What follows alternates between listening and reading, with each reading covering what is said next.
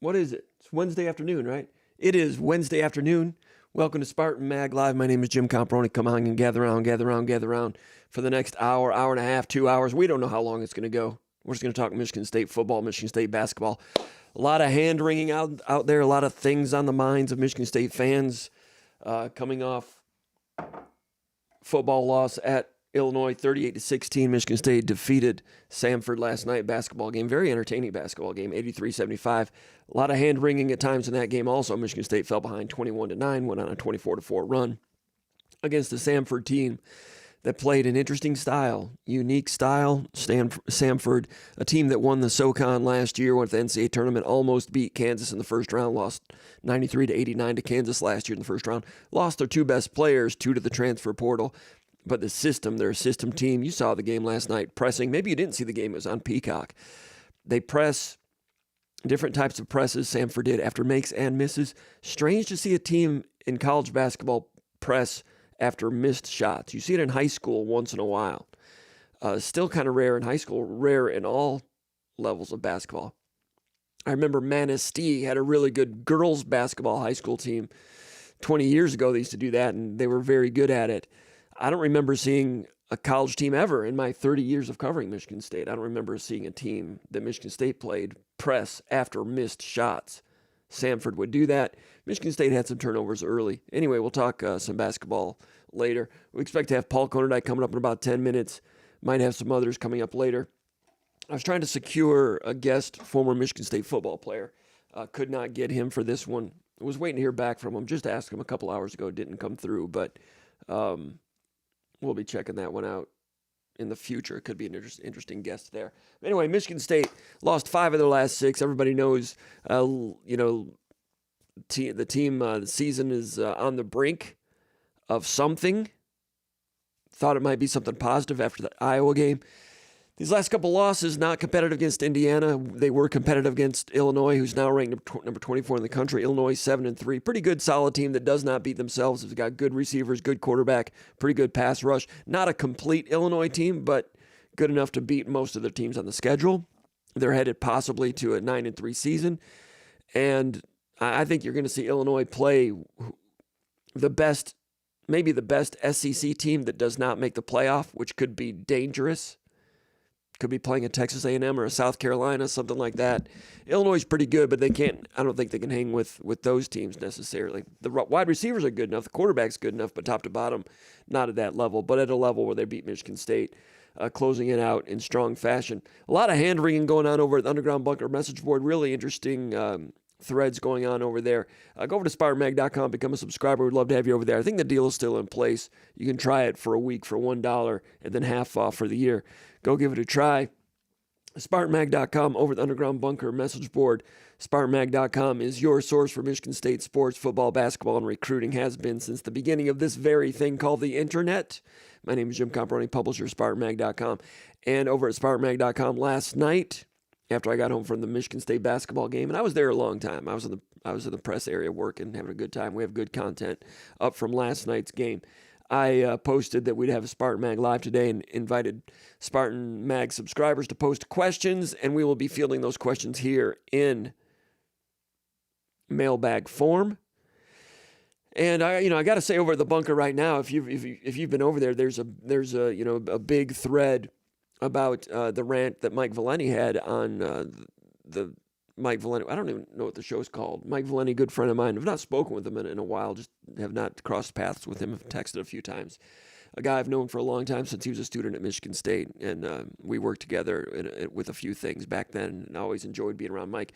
Very talented broadcaster. Very happy for all the success that he's had. He's a fun guy to be around, even though he's got that grumpiness about him. I remember I used to sub for Earl Robinson at WKAR over the Com Arts building about once a month, and a couple times I had Mike come in when he was a student to just be a sidekick with me. And I remember when he was a producer for the Mad Dog Show, he and I would have some great conversations. Sometimes, that's when I was younger, so I was a little more volatile back then. We had some really, really good heated conversations about Bobby Williams back then. It turned out Mike was right about Bobby Williams. He's a demanding guy, and he does real well with the ratings. and he demands excellence in all forms, including the coaches of the teams that he supports, including Michigan State. And this week, he really came down on Michigan State and Jonathan Smith. Maybe some of you have seen that. We're not going to be running it here because I'm not sure about copyright situations, but whether you agree with it or not, it's led to a lot of opinion. Former Michigan State quarterback Brian Lewerke kind of shot back at it a little bit and thought that in so many words, he didn't agree with it. But people on our message board, over the Underground Bunker message board, it's a really deep thread right now. Even earlier today, it had, 30, 40, 50 responses, people talking about it. A lot of people agreeing with it. I understand why Valenti does have a lot of hand-wringing going on. And when speaking with Michigan State fans, losing 5 of 6 is one thing. When you're not competitive against Indiana's a good team. Illinois is a decent team on the road. The bedside manner seems to be bothering Michigan State fans a little bit. And, maybe they weren't quite accustomed to what Jonathan Smith's approach would be. He's a guy that's not going to be ranting and raving, not a guy that holds a lot of conversations during games. He's not a guy that's going to be carrying around, a whistle and a laminated play sheet and, on the horn all the time. He's more of a Kirk Ferentz type of guy. And that's the way he was at Oregon State. So when you couple that with losses and, some of these ugly losses, every loss is ugly, right? But with Michigan State fans, they look to the coach and I think they want to see a certain demeanor. Maybe that's what they're accustomed to at Michigan State, where Michigan State football coaches have always had to have a little bit of an edge to them, a little bit of a chip on the shoulder. From Perlis, Saban had an edge to him, of course. D'Antonio had a cantankerous edge. You couldn't really push him, and there was never a doubt that D'Antonio was always in control. Jonathan Smith was kind of all over. John L. Smith was kind of all over the place, but he was involved, and it was kind of on a roller coaster without a seatbelt. Bobby Williams, a former running backs coach, never a coordinator. His level of control was always going to be somewhat questioned. Tucker had a lot of control early on, a lot of fire early on when they beat Michigan back in 2020 during the COVID year. His pregame speech went viral, and I think it resonated with a lot of people. The last 2 years, year and a half of the Tucker regime, everybody knows what happened there, and that thing went off the rails, and the hands were kind of off the steering wheel on that whole deal. Smith is different, and he built it at Oregon State a certain way, a certain calm way, big into the preparation aspects of it during practice and so forth. But when you're losing, for Michigan State people, they see how his sideline demeanor and so forth, and they're not sure what to make of it. If you're winning, then you're like, oh, he's like John Wooden, But if you're losing, it's like, why isn't he more in control? Why isn't he more emotional? First of all, you don't want to ask a coach to be something that he's not.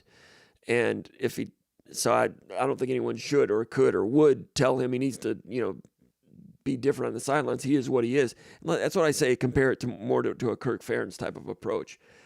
It is different, and 5 of 6 losses will make people question anything. And I understand that. I'm not here to try to spread joy or wave pom-poms or, serve Kool-Aid or anything. These are the things Michigan State people are talking about. We'll have Konyndyk on here pretty soon. I might tell him to, he's supposed to come on in 5 minutes, but let's extend that to a few, like 15 minutes.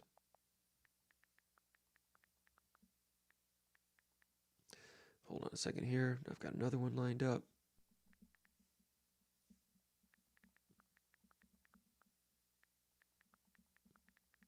All right. So we've got questions in the mailbag. We'll be getting into some of those things, but I just want to touch on that because I know a lot of Michigan State fans are freaking out a little bit, And it's good that, I guess if you're Michigan State, it's good that fans care and so forth. And right now there's a lot to care about, but now they play Purdue this weekend. Purdue is 1-9. You talk about a must-win situation. Everybody's assuming they're going to beat Purdue. I mean, Purdue went back and forth in a high-scoring loss to Illinois. Purdue rushed for a lot of yards against Illinois. Purdue, 3 of their last 4 games, they played Ohio State, Penn State, Oregon, got blown out by all those teams. So is Purdue beleaguered coming in, or do they see a Michigan State team that's lost 5 out of 6 and they see blood in the water and Purdue's like, hey, we can get a win there? That's what Michigan State should be thinking about. Purdue have to get a win this weekend, obviously, to get to 5-6, and then Rutgers at home for the Thanksgiving game. If they beat Purdue, which is no given, as scary as that is to say, Then the Rutgers game. Hey, Thanksgiving weekend, trying to get a win, trying to get a bowl game. Bowl game might be Detroit. Maybe play a MAC team. Maybe you can still go 7-6. If so, I'm buying drinks at Crunchies.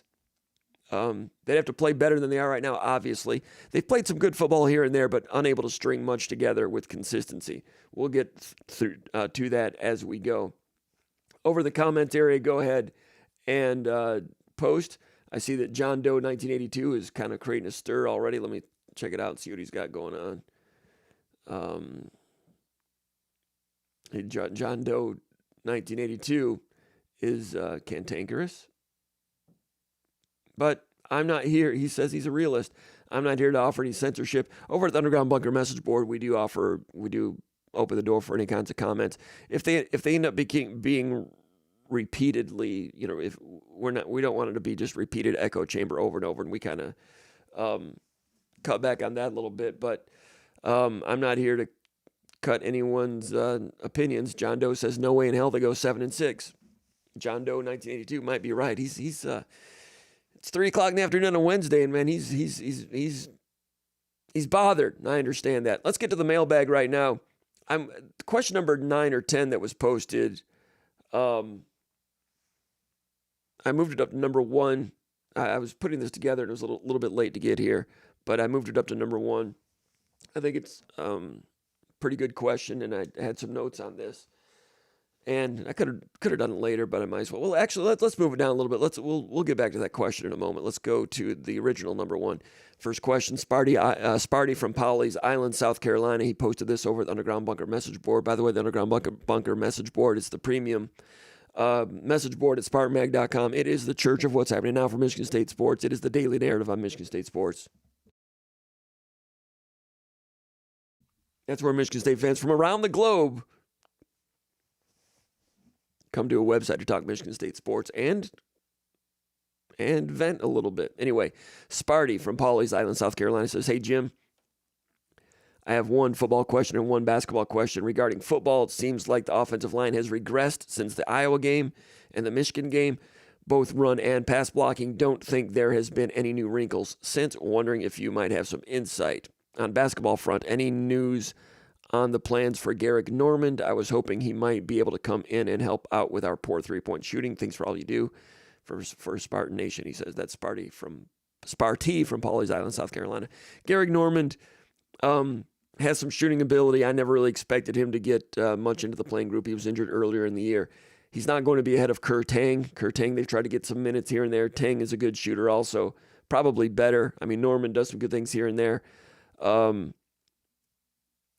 Normand, they've got 13 scholarship players. McCulloch played the other day, so I guess he's not redshirting now.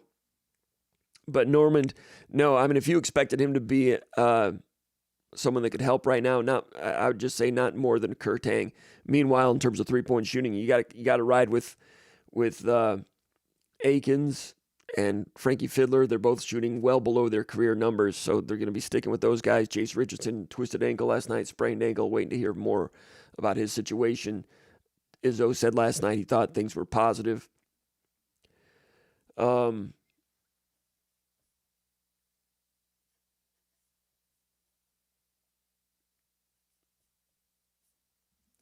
Doe 1982 still posting. Appreciate John Doe contributing to the comments area, but we understand what you're saying, John Doe. If you keep repeating it, we're just going to have to block you, I think. No, you're doing all right. You're not really. I have to protect the Michigan State fans out there. If there's cheap shots toward Michigan State fans, then we lend you to we put an end to that type of thing. But the comments are fair. So anyway, but Normand, no, if you were expecting him to make a difference this year, this month, no. Down the road, maybe, I don't know. He's got a ways to go, but Richardson's playing well. Trey Holloman's a streak shooter. He's not shooting well over, from three-point range. Nobody is. Michigan State went into the game last night, ranked dead last in the country in three-point shooting.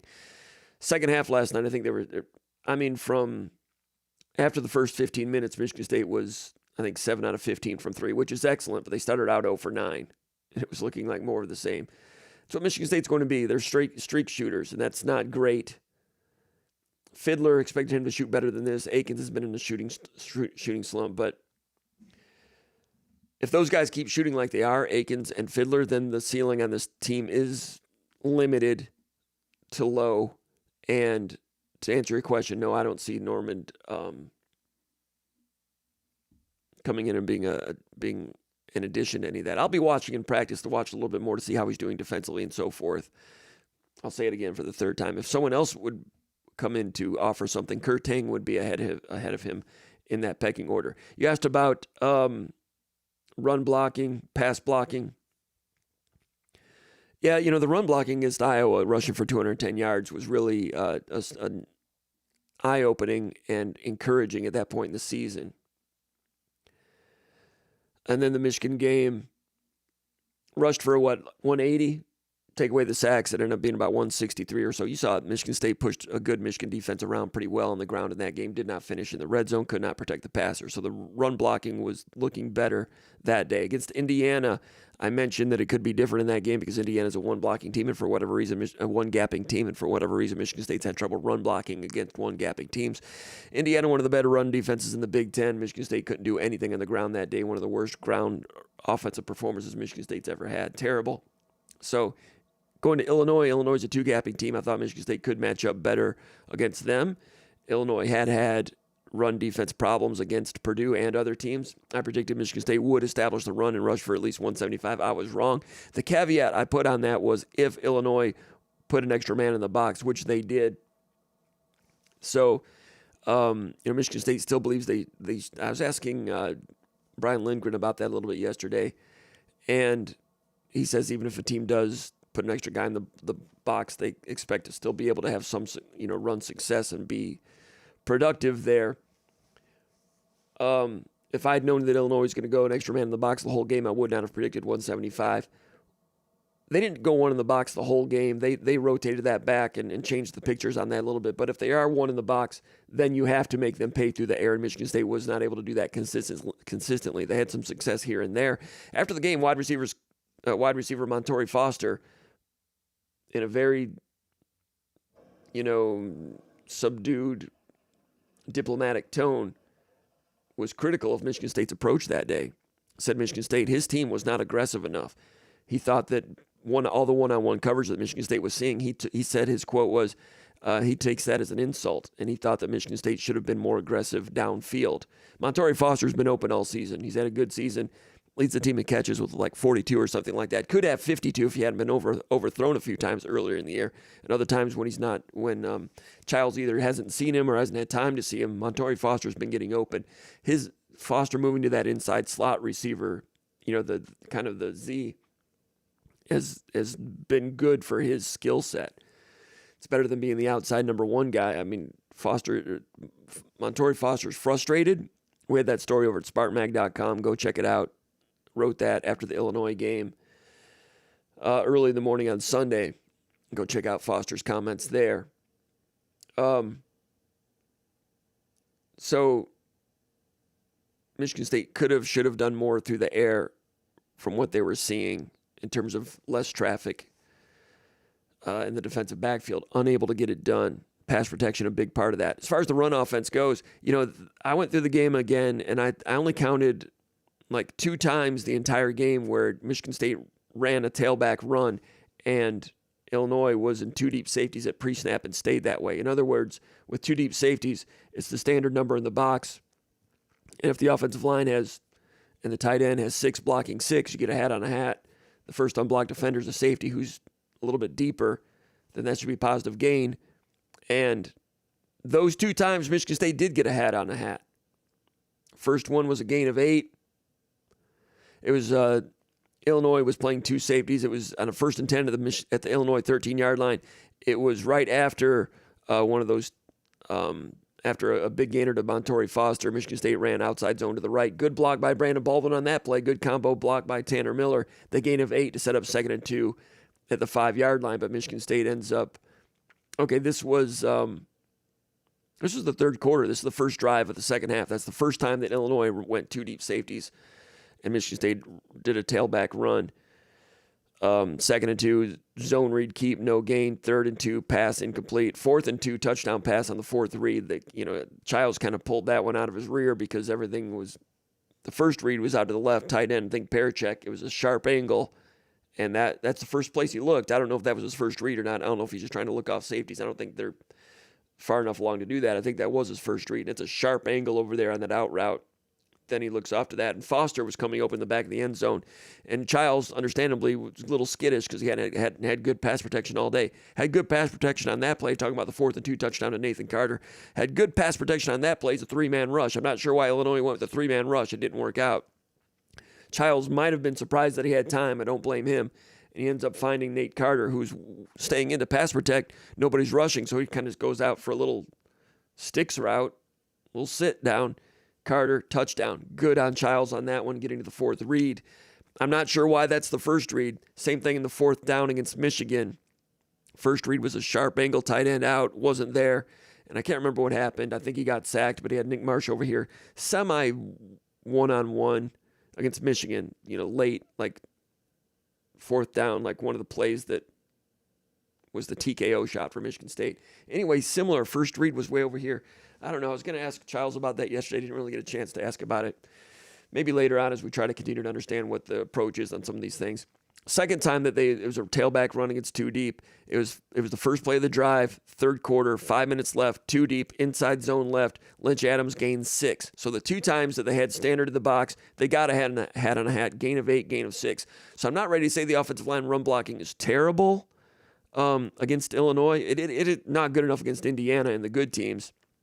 But I thought Michigan State could put up numbers like they did against Michigan if Illinois had went 2 deep like Michigan did most of the time. And Michigan did go 2 deep most of the time. They wanted to stop the pass. They allowed the run, and then they stopped Michigan State in the red zone, and the pass rush got home. And everybody's holding Michigan State under 20 points one way or another. Whether you want to stop the run and make the quarterback beat you or stop the pass and make the run beat you and then stop them in the red zone, both methods seem to be working. Pass protection obviously is terrible. Giving up 5 sacks. 2 of them were in the late going. Ashton Lepo struggling at right tackle. Stanton Ramil was better at left tackle. And I asked Lindgren about this yesterday. And then I looked at Pro Football Focus just to see what they had for Ramil, and he did grade out well there. Michigan State allows 5 sacks. He didn't allow any of them. Pro Football Focus graded him at Stanton Ramil at 72.2. That's above average. Anything between 70 and 79 is above average. Ramil did not grade out well against Michigan. I think they had him a 0, but that doesn't. I mean, there were times when he was okay in that one. Ramil has bounced back from the Michigan game. Like I said, he was functional to solid in this one. As far as the sacks go, going back through those, I mean, the first time Michigan State tried to throw from the pocket, Ashton Lepo got beat inside easily. And immediately on a 3rd and 7 at midfield, and that was harbinger of bad things to come. Second drive, gave up heat. 3rd and 7, their second pocket pass of the day. Lepo beaten again by 17, the outside linebacker, stand-up linebacker. Chiles had to scramble. Keeper gains a first down on that one, but he had to get out of the pocket immediately. And then a couple plays later, they had that touchdown on that out and up to Isaiah Johnson on a fake hitch to the boundary, and then dash motion gets him. Michigan State's had success with that dash action this year, 1 or 2 times a game. And on that one, Isaiah Johnson, Michigan State ran a scissors release, I think, on that out and up, and gained a miscommunication in the backfield, the defensive backfield for Illinois, touchdown. So good on Michigan State on that one. Good job by Chiles hitting him. Earlier in the year, Chiles might have overthrown him when he was still getting settled in, but that was pretty good by a couple of young players there. But point is, first pocket pass, second pocket pass of the game earlier in that drive, immediate heat. 4th drive, coverage sack. This one was on Chiles. And Jonathan Smith said after the game there were times when Chiles needs to get rid of the ball. This was one of those occasions. First play of the drive, again, Illinois shows 2 deep on that one. So I'm wondering about that. You know, Michigan State has you can tell that they've got a script of plays that they want to run on P and 10. That's what D'Antonio used to call it, P and 10, first play of a drive. Michigan State usually does some creative things on P and 10. They go off, they kind of break tendencies on P and 10. On this one, Illinois came and they showed 2 deep. So I'm just wondering, you know, like I said earlier, Michigan State showed that they could run the ball when they see it 2 deep and there's not an extra man in the box. That was later in the game they established that. I'm wondering on a P and 10, Chiles might not have the freedom to do this, but when you see, you know, Illinois didn't go 2 deep that often, but they did on a P and 10. And I know Michigan State has their script of plays they like to do on the drive starters, but I wonder in a situation like that, if you see the two deep safeties, check out of the P and 10 play, run the ball, get a gain of 5 or 6 or 7, but hindsight's 20/20. But anyway, P and 10, Illinois smartly scouting Michigan State's tendency of doing things creative, doing things off script, doing things unscouted looks on offense on P and 10. Illinois played cautiously on P and 10, the situation. Too deep, shows too deep. Ends up being cover 2. They show too deep, ends up being cover 3 with a robber. And the box is light. You change the play to a run game. They didn't do it. I'm not saying that's wrong, but just something that could be on the table anyway. But wide receiver was in tight. Also, Marsh was open on a dig. Foster and Parachek and Lynch Adams stayed into pass protect, so it was a max pro type of situation. Parachek was helping with Lepo, so Michigan State, like early in the game, is already trying to help Lepo. Not great, because then if you're helping Lepo with the tight end, that's one fewer receiver that you have out. Michigan State does a lot of max pro with 2 receivers out anyway, but if you're hamstringing yourself in terms of how many people you can send out, you got your running back and your tight end in, then you're only sending 3 out, and if they're covering, 3 receivers with 7, you're at a disadvantage. That's what a pass rush can do to you numbers-wise. 17, Jackos, whatever his name is, the stand-up linebacker. He went through Parachek on this one. Beat Parachek on a kind of push and pull. Lepo couldn't really get over there to help because everything was on the edge. And then 17 goes through Lynch Adams. Lynch Adams got him, but not enough of him. And ends up being a coverage sack. Marsh was open on a dig. And even though it's max protect and you've got a running back and a tight end helping with 17, ball still needs to come out. It's a 1st and 10 play. 3rd and 10, you can kind of understand a little bit holding on to it a little bit longer, but 1st and 10, that would be one that they would say would be on Chiles and Marsh was open. So even though Parachek and the running back did not do the job in pass protection on that one, that was more on the quarterback. So that was the 2nd sack. Let's see, another time when they were heat, 3rd and 2, under center. 17, same guy beats Baldwin. And Rakeem Johnson was in there on that play. Also, he allowed a pressure as well. That was a heat. I think Michigan State threw an incomplete on that. The 3rd sack, quarterback draw. Now, this one wasn't really a sack. It was a quarterback draw as a run play. This, again, was a P and 10. And first play of the drive, I think 4th quarter. And decent play call. Quarterback draw should be a safe call, right? Drop back, 2 deep safeties is what Illinois had been showing on P and 10. Get the ball in Aiden Chiles' hands as a runner. First play of a drive. It's going to be a positive play, right? It goes for a 2-yard loss. I don't know when I've seen a quarterback draw go for lost yardage. But what happens on this one is they ran a stunt.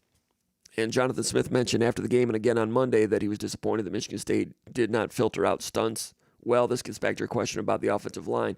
On this one, Brandon Baldwin at right guard does not identify a blitzing linebacker, and Baldwin gets influenced inside by the defensive tackle. But Tanner Miller had that defensive tackle. And the linebacker, actually I can't remember if the linebacker was stunting on this or not. But anyway, Baldwin did not identify a problematic linebacker blitzing, and he stayed with the defensive tackle influenced inside. So he and Miller end up on the same defensive tackle. Linebacker comes in untouched pretty much.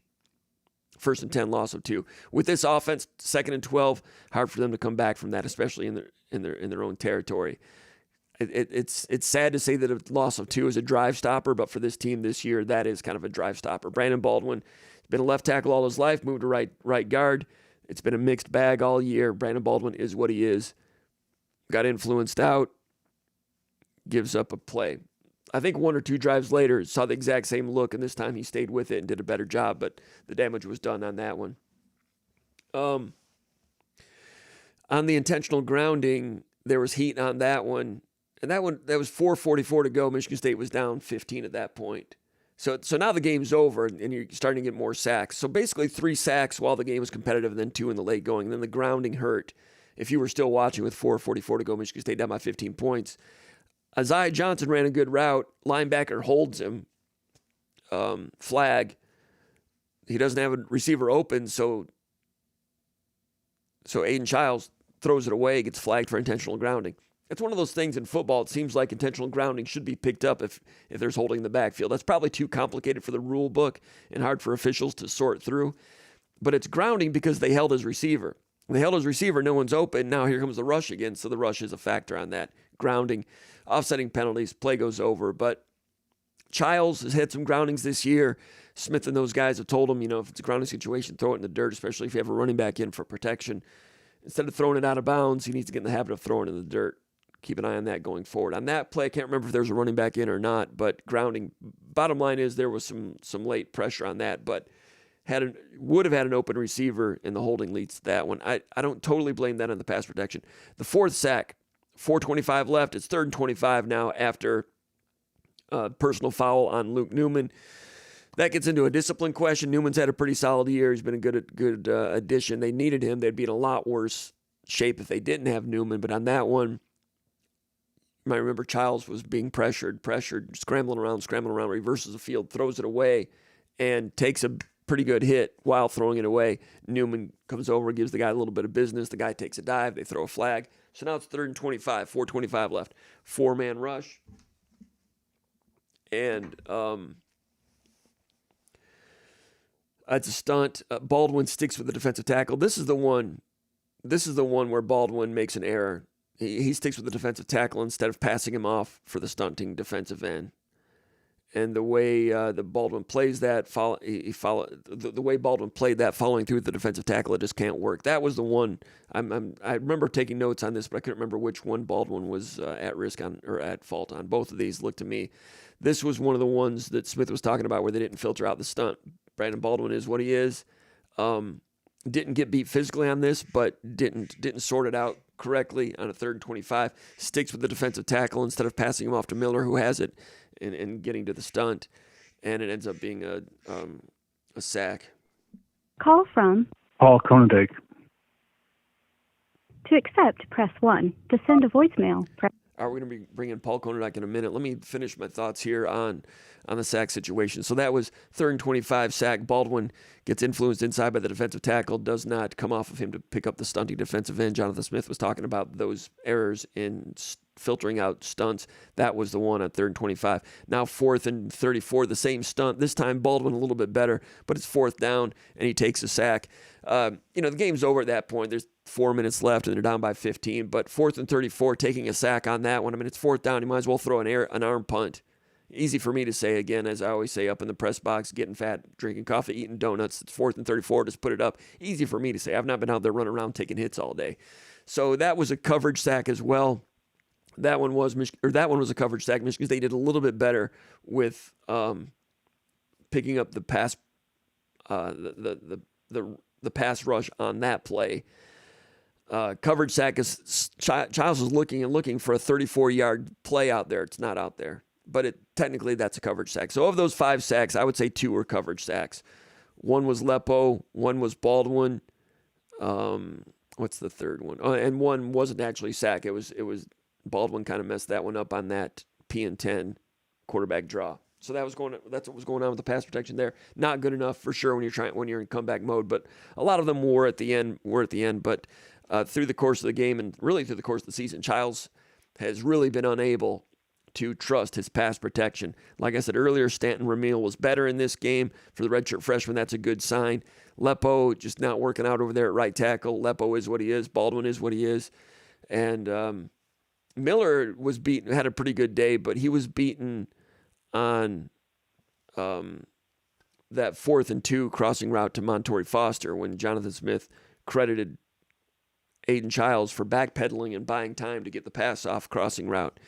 Tanner Miller had a good day, but on that day he was beaten for immediate pressure. So even on the 4th and 2, Chiles didn't have time but made a good play there. Both of those on that drive, the 4th and 2 right there and the 4th down touchdown pass to Carter, both of those plays, Chiles did a good job finding his guy. Probably would not have made either of those plays in September. So Chiles coming along in those ways.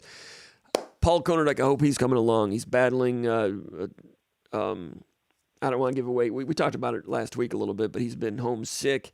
Was not at Breslin last week, but he wrote an article last night from home while watching it on TV and checking in on the press conference. We appreciate him coming here. I know he's playing hurt today. Paul, are you feeling any better? You doing all right? How's it going? Yeah, I'll give it away if I start coughing like crazy, but yeah. How are your lungs? I've got pneumonia, so no big deal. I'm doing all right. Actually is a big deal, Paul, and we hope you're all right. You're on the rebound? Things are looking positive? Is it a positive prognosis? Yeah, I'm trying, what makes me want to feel better is having to watch that game from last night from home on the Peacock, and not a big fan of that network, as most old men like myself aren't. But anyways, I can't wait to get back in the swing of things and be there in person, because the at-home coverage is not fun. Gotcha. So Michigan State beats Samford last night, 83-75. Michigan State, of course, lost at Illinois 38-16. We talked about that Illinois in the post-game VCast on Saturday. You were at home. I was at Memorial Stadium in Champaign. People can check that out here on the SpartanMag YouTube channel. In the meantime, go to SpartanMag.com, become a subscriber for continued analysis and coverage and conversation over there. It's where all the Michigan State fans are doing all the hand-wringing right now. Paul, all those things on the plate, what would you like to talk about? What's on your mind right now? I sent you the link. We talked earlier in this show right now about Mike Valenti's rant, because it is something Michigan State fans are talking about. It is something that on our message board that is creating a lot of attention and conversation. And Mike is a good friend of mine and a gifted broadcaster, and he's got no shortage of strong opinions. And he moves the needle on a lot of these things. And when he has a rant like that, that's what Michigan State fans are talking about. I sent that to you. I don't know if you've seen that or not, but between that and the basketball game last night, or football looking ahead to Purdue, you got an open palette. Paul, what's on your mind? What do you want to tackle? I just say, just a few minutes before I came on here, I was on the radio in Nebraska doing a show that I do every other week down there or out there, and I feel like everybody's to a certain degree is in the same boat in the Big Ten, except for a few teams at the top. There's 12 to 14 teams that are in that 4-win to 6-win territory, and everyone's feeling not very happy about their season. I would say the difference between most of those teams in Michigan State is Michigan State. This is the first year of a rebuild, and that was taken over from a pretty crappy situation. More than pretty crappy. It was terrible. It was a dumpster fire, and I think Michigan State fans were sold a bill of goods by the last coaching staff and how they did things, and I think their operation was just downright abysmal, from the way they recruited, from the way they evaluated, from the way they coached. And so Michigan State's got a lot of things that they have to overcome this season. Now, I understand the transfer portal is what it is, and you can rebuild a team quickly, but Indiana is not the standard. It's the exception. And Michigan State's going through a lot of tough stuff right now, and the fact that they lost pretty much their entire starting secondary at the beginning of the season doesn't help. The fact that the pass rush is, ineffective doesn't help. And, so I understand why Michigan State fans are frustrated right now, but this is a first-year coaching staff. I think there's some good guys on that staff. I think there's some good coaches on that staff. And you were just talking about Aiden Chiles a little bit ago. I think he has made progress over the course of the season. And I know he has. And I wasn't sure that he'd be where he is right now, that he would get there. And I think he's got a lot of talent. And I think he's got a bright future ahead of him. But, for Michigan State to be the program that a lot of fans expected them to be this year, because that's the way fans are, they've got to be able to run the football, and they've got to be able to protect their quarterback. But most of what happens in this offense is set up by an effective run game. If you don't have that, you don't give your quarterback time to throw the ball, it's not going to happen. And I think that's, Michigan State's in that building process. They have to continue to build. And I don't really think they need to get to a bowl win. I think they can, or get to a bowl game. I think they can. I think it starts this weekend, but they need a win more than anything, and then you can go from there. But it makes no sense to me right now to hand wring this early with a coaching staff. But you got to win, and you got to be moving in the right direction. I think these guys continue to work, and I think the future is, there's more brightness than people realize. Yeah, Chiles is making progress. Michigan State does not have pass protection. The run game is a problem. They've got no pass rush on defense, and they've lost 4 starters in the defensive backfield. In order to win games with those things going against you, you need to have a magician at quarterback. Michigan State's got a talented guy, but he's learning. You would have needed an exceptional Houdini back there, or I don't want to say a Kenneth Walker type, but a plus NFL running back. Michigan State's running backs are functional pretty good. Wide receivers are pretty good. Foster's good. Marsh is a blossoming star. Foster was frustrated that they didn't go downfield enough, more aggressive in that game. I understand all that. But in order to win when you've got no pass protection, limited run game, no pass rush, and a second-string defensive backfield, you need some amazing playmaking ability at the skill positions. And Michigan State is not bad at the skill positions, but not enough to overcome those things against Indiana, Illinois, Ohio State, Michigan. And Michigan was better when they played Michigan State. That was not the Michigan team that lost to Illinois. They brought back their left tackle. They didn't play their left tackle against Illinois, and they were terrible in pass protection against Illinois, talking about the Wolverines. And then they brought back, Tuttle out for his career now. They brought in Davis Warren, who I thought was their best quarterback all along. So Michigan was kind of backed into going back to the guy they should have had all along, and they were a better version of themselves. And they outmaneuvered Michigan State, out-schemed them on a couple of key plays in the red zone, got that done. But the Michigan team that beat Michigan State was more like the Michigan team that was competitive against Oregon. I know in-state Michigan has lost a lot of respect, and people are like, well, Michigan State should have won that game. They were pushing them all over the field. Michigan State did some good things that day, but that particular Michigan team was pretty good. We'll see if Michigan is good coming off the bye week. They were terrible coming off the bye week the first time when they lost at Illinois.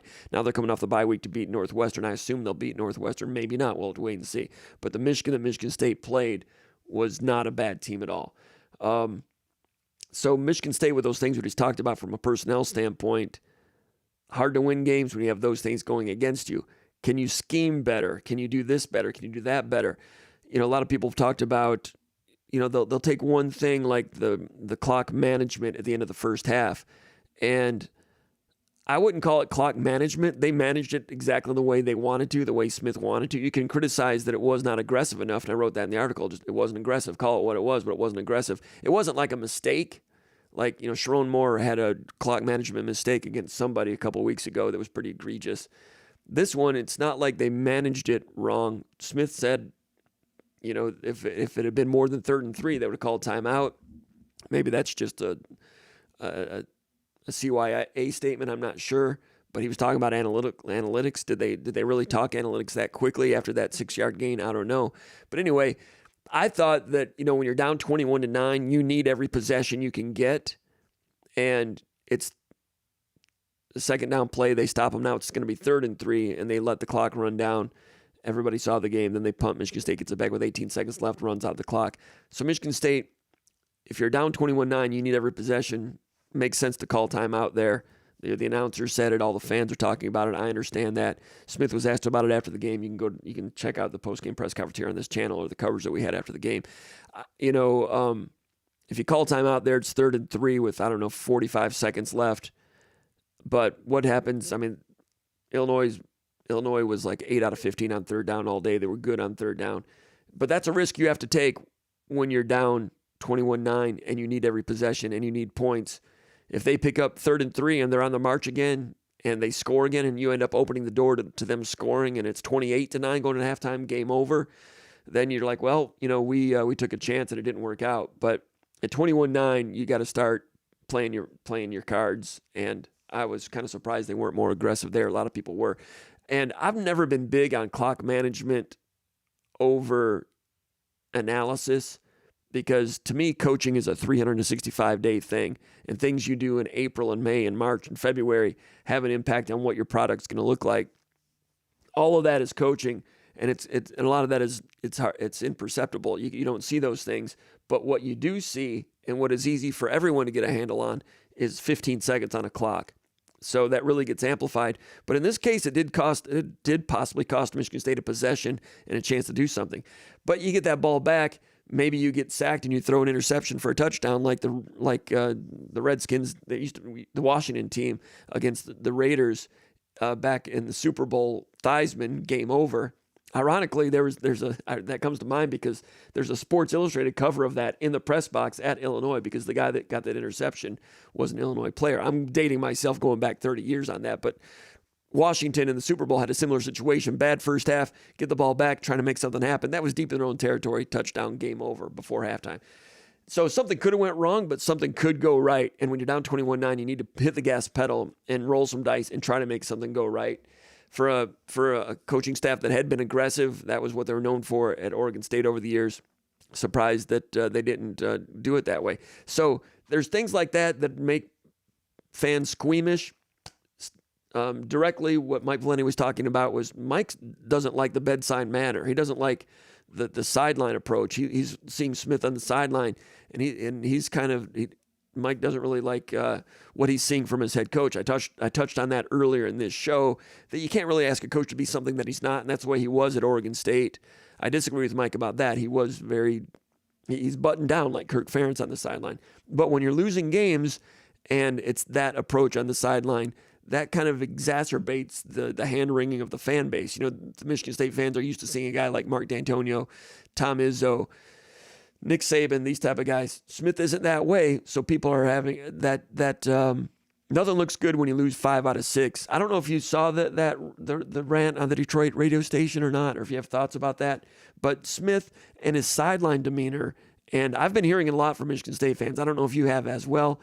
You know, I kind of is what it is. I don't think it's a huge deal, but when you're trying to, when a program and a fan base has been beleaguered like Michigan State lately, and what the broadcast companies have done to Michigan State in terms of the scheduling of game times, it can be tough for a fan base right now that's looking for a lifeline a little bit. Any thoughts on that, Paul? Yeah, you can't change who you are. You know, I heard like when Smith was hired, you know, like I remember talking to Coach D'Antonio kind of off the record and stuff like that, and looking for intel on what you heard about this guy. You know, one of the things that D'Antonio has told me is like he's an ultra competitive guy. He's a super competitive dude, but he's also a guy that handles crisis really well and handles sudden change really well, and he doesn't lose his cool in those instances. And I think that's kind of his personality. Now I'm going to say that, but some people don't like that. Some people, some people want to see someone throw a temper tantrum, because for some people you have to make a huge scene to show that you care. I don't think that's the case with Jonathan Smith, and I think it's kind of a silly criticism. You hear that opposite criticism of Tom Izzo all the time. I mean, you got to be who you are with your players, and I don't think there's a hey, I don't care type of thing. We saw the other end of the spectrum with Mel Tucker, with ranting and raving and yelling in practice and demoting guys that he praised as like a future All Big Ten guy 2 weeks before, and then never seeing the guy again. So Mike Valenti is a very talented radio host. Mike Valenti is also a reactionary. Mike Valenti judges people that don't have the same type of tendencies as he does. I mean, he is a guy that's going to overreact. That's what he does. Jonathan Smith's not a reactionary. Just because you don't see someone breaking a clipboard doesn't mean he doesn't care. And it kind of bothers me, those type of criticisms, because I know what kind of guy Jonathan Smith is. I know how much he cares. I think they've got really good coaching staff, and it has been a long season, but this is the first year of a new coaching staff. I mean, I understand Michigan State fans are frustrated, but what did people expect? What did people expect coming into this season? It wasn't going to be a 10-win season. I mean, it wasn't going to. The schedule, the talent level, the injuries, all that stuff, it all plays into it. Just because you want something doesn't mean it's going to happen overnight. And the whole instant gratification thing, I'm sorry, it doesn't work. Mm-hmm. Indiana got lucky, but like I said before, that's the exception, not the rule. And if Michigan State wants something they can be proud of, Michigan State fans want something they can be proud of over time, they got to get back to player development and kind of incremental growth and something that can be sustained over time. There's still room out there, I believe, for player development model to work, and I think that's the thing that fits Michigan State best. It doesn't help that you had a quick fix model before a guy that came in and wanted a player development model, but this wasn't going to be an easy season. Joe Rossi, defensive coordinator, yesterday said that was talking about hard times quite a bit. This was going to be a hard time season, but how Michigan State finishes, how they respond to these hard times will define these guys moving forward. And I do really believe that you can become better from these difficult situations. And I think if as long as Michigan State stays galvanized as a team and they continue to work hard and try to make the most of their remaining opportunities, I think that they will be better for this. And we've seen that before, Jim. You and I both covering teams like some of those Mark Antonio teams. the Buffalo Wild Wings team where Connor Cook was a starter in that game. That was a tough season for Michigan State. The Texas Tech Bowl after the Rather Hall type incident. But then you see what teams do after that, and this is the beginning for a coaching staff, and to judge someone on their demeanor, and I just don't get it. Mm-hmm. Yeah, and there's only so much you can do with an offensive line like this. It is what it is. They had some good moments here and there. The defensive backfield, they've gotten twisted around back there a little bit also, and you don't have a pass rush, and you're starting a second string defensive backfield. I mean, Ade Willie out there at corner doing what he can, but I mentioned it after the green-white game. I thought that he played corner that day, and I'm like, maybe he's a safety. He is what he is. I don't want to be too critical of young athletes and so forth, but trying to win with some of these pieces, very difficult while you're trying to develop a quarterback who is making some progress. He took care of the ball against Illinois. Illinois does a good job forcing turnovers. Everybody knows Chiles is the worst in the Big Ten in touchdown to interception ratio. It was imperative that he take care of the ball. He did that. It still wasn't enough. Hard to do a lot when the pass protection is what it is. But you were about to say something before I interrupted you? No, going back to like the whole Chiles thing, I understand that he has all these interceptions and whatnot, but he's also a first-year starter. And when you look at, I just go back and look at some of the quarterbacks that Michigan State has played and some of the teams that Michigan State is playing against. There hasn't been a time that I can think of that Chiles had an advantage in experience over the guy that he was playing against. And he's been playing. You look at Illinois with their quarterback. I mean, he was where Chiles was last year. Last year he was in the same spot Chiles was this year. And you look at some of these other quarterbacks.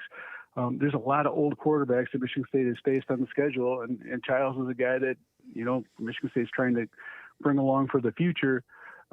But he's one of the few young quarterbacks in the Big Ten outside of the kid at Nebraska. Mm-hmm. And Nebraska's had some of the same situations that Michigan State has when these growing learning curve type games. That's a great point.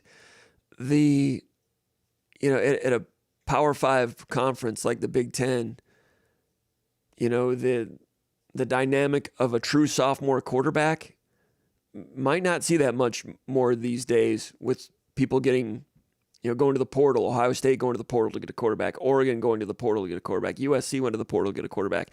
Instead of developing a true sophomore or a redshirt freshman and giving him the quarterback job for 3 years, Michigan State's doing it, rebuilding situation. Nebraska's doing it, rebuilding situation. A couple of talented guys. But that's an interesting point that every single team has had a lot of experience at the quarterback position. They'll see Rutgers in a couple of weeks. They got the guy, Gallic Manis. What was his name? The guy that transferred from Minnesota or Iowa or something like that. He's kind of, Rutgers has always had trouble at the quarterback position, but they went into the portal.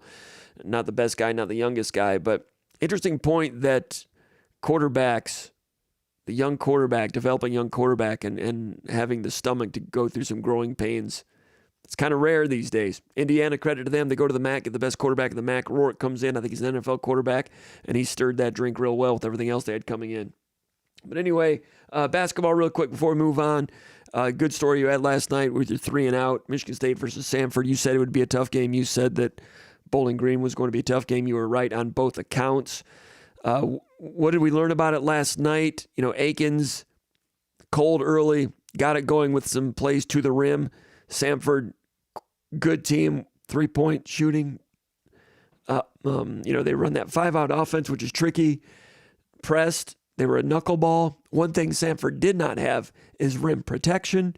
And Michigan State, when they got the ball inside, maybe not with post entries, but on drives, Aikens was able to finish, sometimes through contact. But Aikens, career high 25 after a slow start. What are your takeaways from that game last night? And can Michigan State, how do they look going to Maui to play Colorado? Well, I think one of the biggest things that they got from that game is they've got a whole bunch of scenarios that you might face in critical situations in other games this year. You look at the full court pressure. That's one thing.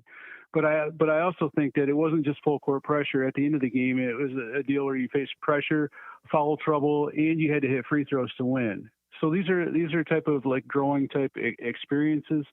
I think one of the things that was said on the broadcast last night was that not a lot of teams down south like to play Samford, And one of the reasons why, it's because they score a ton of points, but they also play that pressure style. Even in the half court with some of their like matchup zone, it's kind of quirky, and they do some different things. But this is one of those classic kind of like non-conference games that's just a pain in the butt for a team to play. But I think Michigan State learned a lot from it, and they had to face some adversity. You talk about Aiken starting slow. He did start slow, but then he finishes with 13 first half points. I think that was really big for him. I think what was even more big for him, like in the second half, he went one for 4 from 3 in that first half, but in the second half he went 2 for 3, and it was the type of threes that he got that impressed me because his teammates got him to him. Trey Holloman turns down a pretty decent looking shot of his own, and he gets the ball to Aikens on the wing for a 3, an open 3. And then the one that really, really stood out to me was, Jackson Kohler gets the ball on the block, in the post with some pretty good positioning on a night where maybe he would have looked to score, but he throws a really nice pass out to Aikens, and Aikens just hits it in rhythm, no hesitation. And for Aikens, I think he's had games before this year where he's hit other threes, but to see him to hit 3 threes in a game is a big deal. But also he found, I think he did a nice job of kind of like some of the things that Tyson Walker used to do in terms of turning defense into offense. I thought Aikens was really engaged on defense. I thought he did some really good things defensively. I thought Michigan State, the adversity piece was a big deal. And I thought it's important for them to have a game where they find a way to win when their starting point guard is struggling, because this was not a good game for Jeremy Fears. He had a really tough time against them.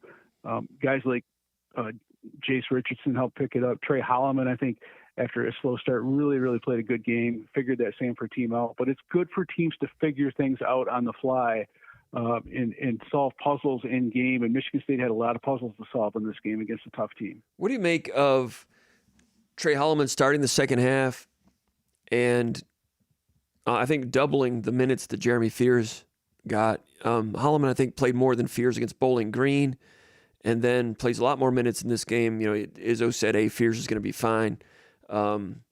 He's got some learning to do in this type of thing. But Holloman comes in, has 9 turnovers. He's 1 of 9 from three-point range. Some of those three-point misses were shot clock situations when someone's got to heave it up. He ends up doing it. Played some defense, ran the offense pretty well. Your thoughts on the Fears Holloman situation going on right now?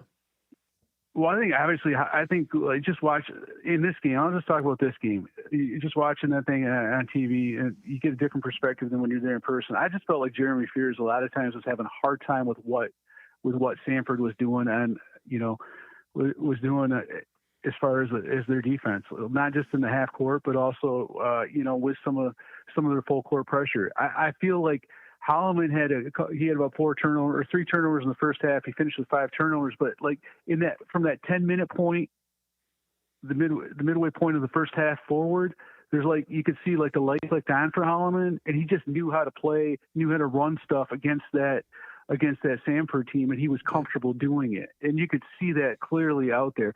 Jeremy Fears, he's a guy that played 10 games last year, and I, one of the things I wrote last night, my 3-0, and I really believe this is that if he had more of the lexicon of experience that Trey Holloman has had as a point guard and seen some of these quirky kind of teams, then I think he could have figured it out.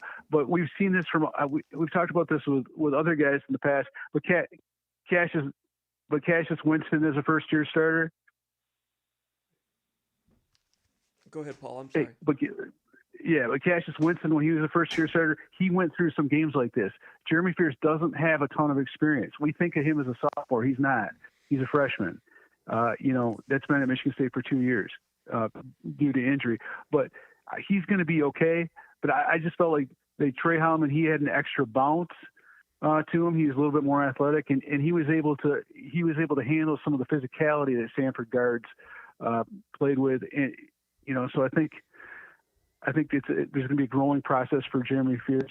One of the things that Michigan State's very fortunate to have, and I think in this game it was very very effective, is that they've got 3 point guards with Fears, Holloman, and Jace Richardson, and I think they were able to, even as well as Sanford played early, Michigan State was able to get points, easy buckets because they're able to play fast and they're able to kind of wear Samford down. And this game would have been even more difficult if a guy like Holloman or Richardson wasn't there. So I think Michigan State's got that luxury. Fears he's going to learn. He's going to have games like this. And but it's good to have a guy like Holloman that can play multiple positions. He is really a good utility guy for Michigan State to have. All right, man. I'm going to let you go. You save your energy and store your energy, conserve your energy, and get well, and follow your doctor's orders and drink all the proper liquids, all right? Don't drink any of those improper liquids. Yeah, I haven't, and I'm losing weight because of it. So Ooh. I got to tell you, man, I think I did a good job not coughing in this thing. All right, man. All right. Well, you get better. I'll let you go. Appreciate your insight and your help. Paul, you take care. Maybe we'll see you on Saturday. You just take care of you. You let us know. All right, man. You take care. Or Friday, I mean. Wait. Okay. Yeah, you'll see me on Friday. I'll be there. Okay, man. All right. Talk to you later. Thanks a lot. There he goes, Paul Konyndyk. I'll see you. Associate editor, SpartanMag.com. Great to have him with us. We're going to go back to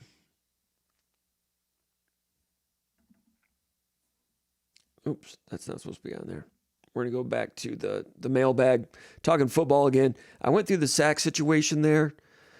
The question was about, I think we got another one calling in. I think we got another guest coming in. Call from Nils De Deo. Let's go out to Houston, Texas, bring in Nils De Deo, a long-time astute observer of Michigan State sports. And we're glad to have him on the couch here, Johnny Carson style, bring him in. Konyndyk just left. We're going to bring in De Deo, see what's bothering him. De Deo, formerly of The Horn, FM radio station in Austin, Texas. He's still watching the Spartans. He gets a little bit cranky. We'll see what he has to say. Nils, you doing all right, man?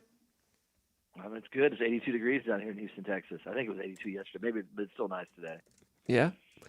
The best time of the year in Texas is in November, about till my birthday in December. It's a wonderful day out here. Really? Yeah. What about these Spartans of yours? Hey, did you? I sent you the thing I'm talking about right now. My friend Mike Valenti, the rant that he had, because it's a big topic over at the Underground Bunker message board, and that he's a big time broadcaster in the Detroit market, good friend of mine, talented broadcaster, and he went off on Smith a little bit. Michigan State's lost 5 out of 6. There's going to be some unhappy people. Anytime you lose 5 of 6, there's going to be decisions that didn't work well. There's going to be personnel groups that fail.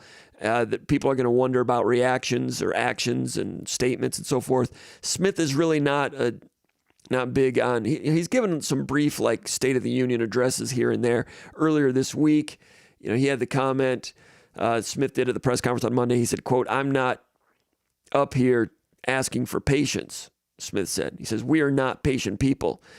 We do have perspective in that we want to get some things established. The immediate results have not come, but I'm confident in the process that we're taking, and we're continuing to develop the current roster. And every year, we're going to have new guys on the roster and confident the results will come. We've got to keep plugging away if we're truly going to believe in this idea of a process week in and week out, not just dwelling on results. We're focused on the process, how we're preparing, doing it together, and we still got 2 more opportunities," unquote. That's what Jonathan Smith said. That latter quote was immediately after the game, the Illinois game in Champaign on Saturday.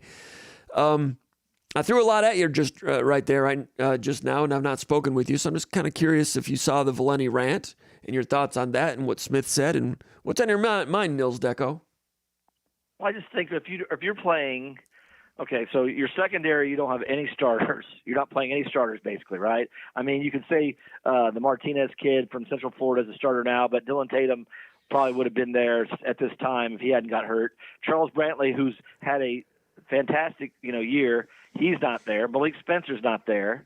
And then Chance Rucker was injured 8 or 9 games ago. So you're telling me, and then Wayne Matthews, probably your second best linebacker this year behind Turner, right? I think Matthews been the second best linebacker. He's been better than Halliday, right? Yeah. Arguably, okay, so there's 5 guys. Especially on third down, and they were hurt on third down in this game. Well, and I mean, they've got a corner. I mean, who's the one corner? I mean, Coley, it's the first time he's ever really played. He struggled. You don't have the issue, like we all know, offensive and defensive line. We haven't had a pass rush. I mean, Valenti harped on that. 6 games, First time since 2005 anybody hasn't had a sack in 5 or 6 games. So that's going to be national news when we play Indiana we play Purdue on Friday. And then you got offensive line. You had 2 guards. Your right guards. Were injured the first 2 weeks of the year, and so then you take your serviceable left tackle, make him a right guard. He's not a right guard. So you're weak at like 4 or 5. Only 2 positions you've been okay at are center and left guard, right? Mm-hmm. I agree. For the most part, right guard hasn't been good. Lepo last week was, not great. Ramil has been up and down, but, he's a redshirt freshman. He's not supposed to be playing, And then Jack Velling hasn't been very, he was hyped up to be this great tight end. I think he was a matter of being the 4th option at Oregon State last year. This year he's been kind of a number 1, number 2 option for a while now.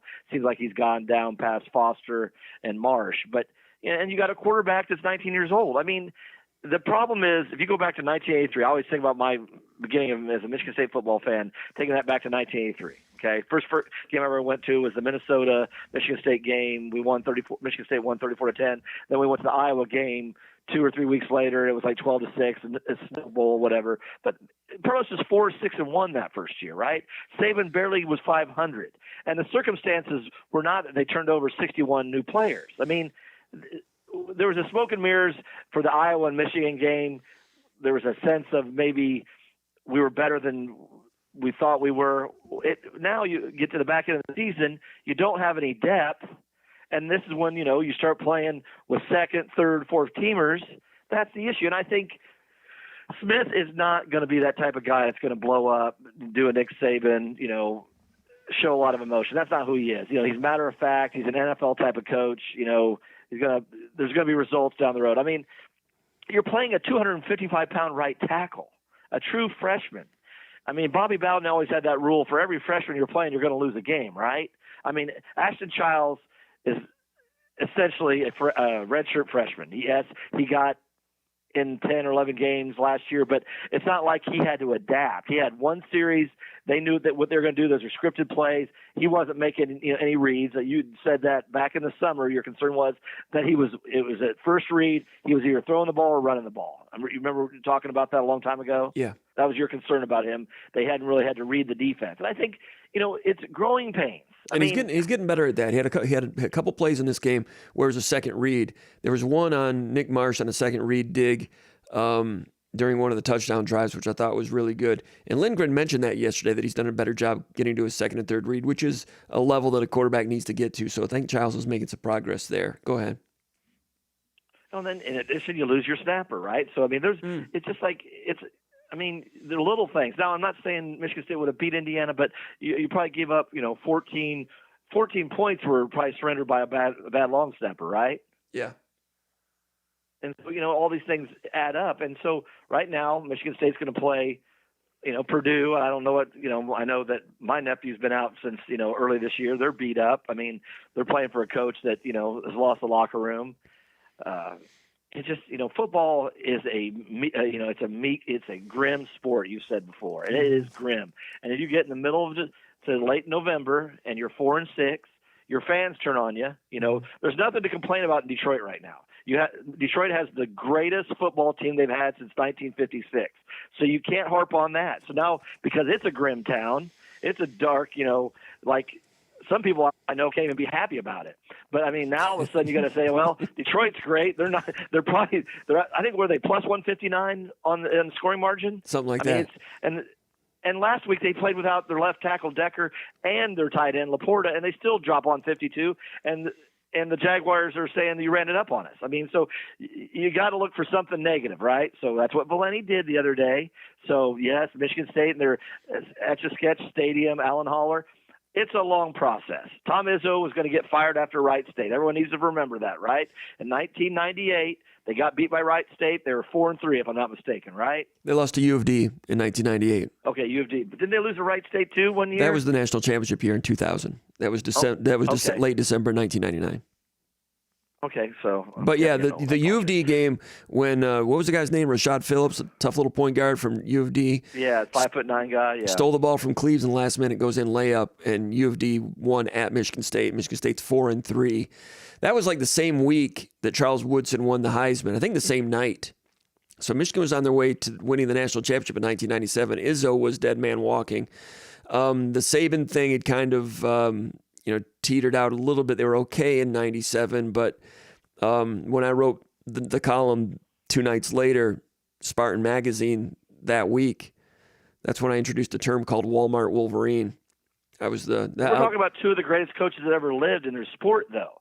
I mean, It's not like Saban has said this year on game day, says they were about to ride me out of town, before that Ohio State game when the whole process. And so, to talk about one year. That was year 4. That was year 4 of Nick Saban, 1998. And Ohio State was number 1 in the country. But yeah, there was, I remember the late, great Drew Sharp had an article in 98 when Michigan State was blown out at Oregon, when Oregon had Achilles Smith, Mike Bellotti, the head coach. The lead sentence from Drew Sharp was "the honeymoon is over" for Nick Saban. That was year 4, 1998. They had already lost to Colorado State. Can you imagine saying that now, 25 years later? Can you imagine saying that? The greatest college football coach ever. Year 4 at Michigan State. Yeah. It's not an easy place to win. Big Ten's not an easy place to win. Michigan State's not an easy place to get done. If it were easy, we would have had more than one Mark D'Antonio in the last 55 years. Who's going into the College Football Hall of Fame next month. So it just shows you, and everyone respects that. And you go back to it and you have to have some good luck where, Michigan had a run of, less than successful coaches, so that always helps out. Now that they've just lost their best coach, and they can, that they're ever going to have in the next 50 years. So it's not like they're going to replicate that. I mean, you've got to build a foundation. It's like any house, right? Your foundation is no good, your walls are no good, your walls are no good, your roof's no good. The foundation had big cracks in it since the previous coach, what he did, losing, and let's talk about the people that were lost up front. Okay, so Zion Young has had a heck of a year at Missouri. Won him a football game on the last play on a screen pass that he intercepted. Derek Harmon, according to some, prognosticators, is the best pass rusher for a defensive tackle in the country. You lose Geno Vandermark, who's, I think that arguably he's probably the 6th man for Alabama on their offensive line. I think he's the first guy that comes in when they need to give the guard or a center a breather. And then, I don't know what happened to Spencer Brown. Those are 4 people that, you didn't replace. We didn't replace somebody with more talent than them. Now, does it happen to everybody? But it happened more to Michigan State last year because of the situation with the previous coach. So, the fact that we're even talking about maybe getting to 6-6, I mean, this team is coached well. It's coached well. It's going to take some time because of different circumstances. And they're not going to go out there and spend $20 million and try to build a roster like Ohio State or Oregon. It's not going to work like that. They're going to get into NIL. They're going to get the right kids and work their way up with these, foundational freshmen and sophomores. And it might take, 36 to 48 months. But I think this guy can get it done at Michigan State, be it an 8-4 to 10-2 type program. Because when you're 10-2, you're in the playoff, and that's all you can ask for. 8-4 to 10-2, I think, is a legitimate, request. And I think it can be done. It's like Indiana. If they show up on Saturday and they get beat by less than 10 points, I think they're in the college playoff. If we talked about this last year, 12 months ago, we said that, somebody would say, you should be, they should put you in the one flew over the cuckoo's nest, and so it can be done. Just you have to have the right chemistry, have to have the right quarterback, and just have, some luck go along the way and have a little bit easier schedule than Michigan State had playing Ohio State and, Oregon, Iowa, Michigan, and Indiana. Those 5 weeks, I think, when it was all said and done, the accumulation of all those games, all the bruises, probably caught up with us. With Michigan State last week, and even an off week couldn't help. But also remember, Bielema's in his 4th year there, so he's got his people, right? He's got a track record. He's got a 4th or 5th year quarterback. I mean, look at quarterback's the good. teams that are Receivers winning are this good. year. If you look at the teams that are winning this year, go in all the top 5, right? What do they have? They've got Oregon has a 9-year quarterback, basically. Gabriel's in his 6th year. Transfer. Ohio State, I think, Will Howard's 5th or 6th year. Transfer. Drew Howler's a redshirt junior. O'Rourke is a 6-year guy. And then Quinn Ewers is either a 4th or 5th year guy who was the number 1 quarterback in the country, coming out of high school. So and Aller's the only one that originally signed with those teams. Michigan State has a transfer too. It's strange, Konyndyk was just on here. We're talking about it's rare to see a true sophomore starting quarterback at the college level these days. Most teams are just going straight to a seasoned guy.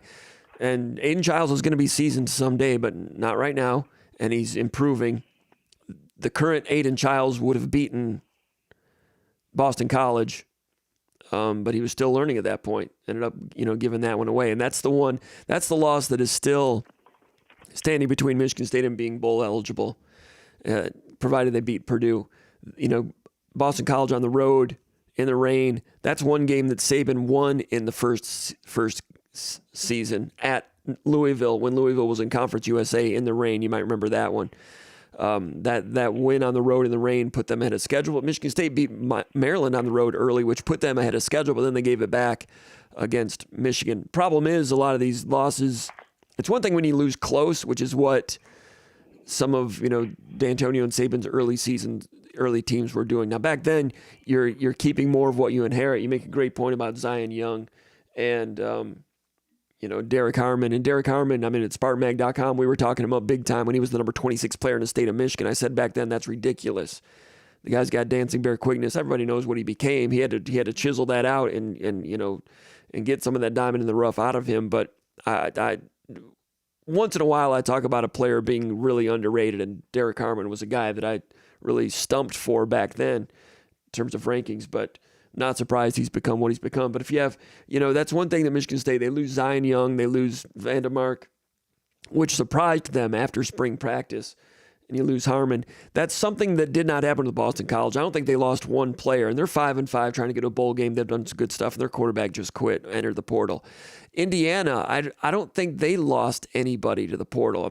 Sometimes my brain goes a little bit foggy on me. I know they brought in 13 from James Madison and did really well in the portal, bringing in Rourke and those things, and they've done a great job. They've done a great job with accountability and limiting mistakes.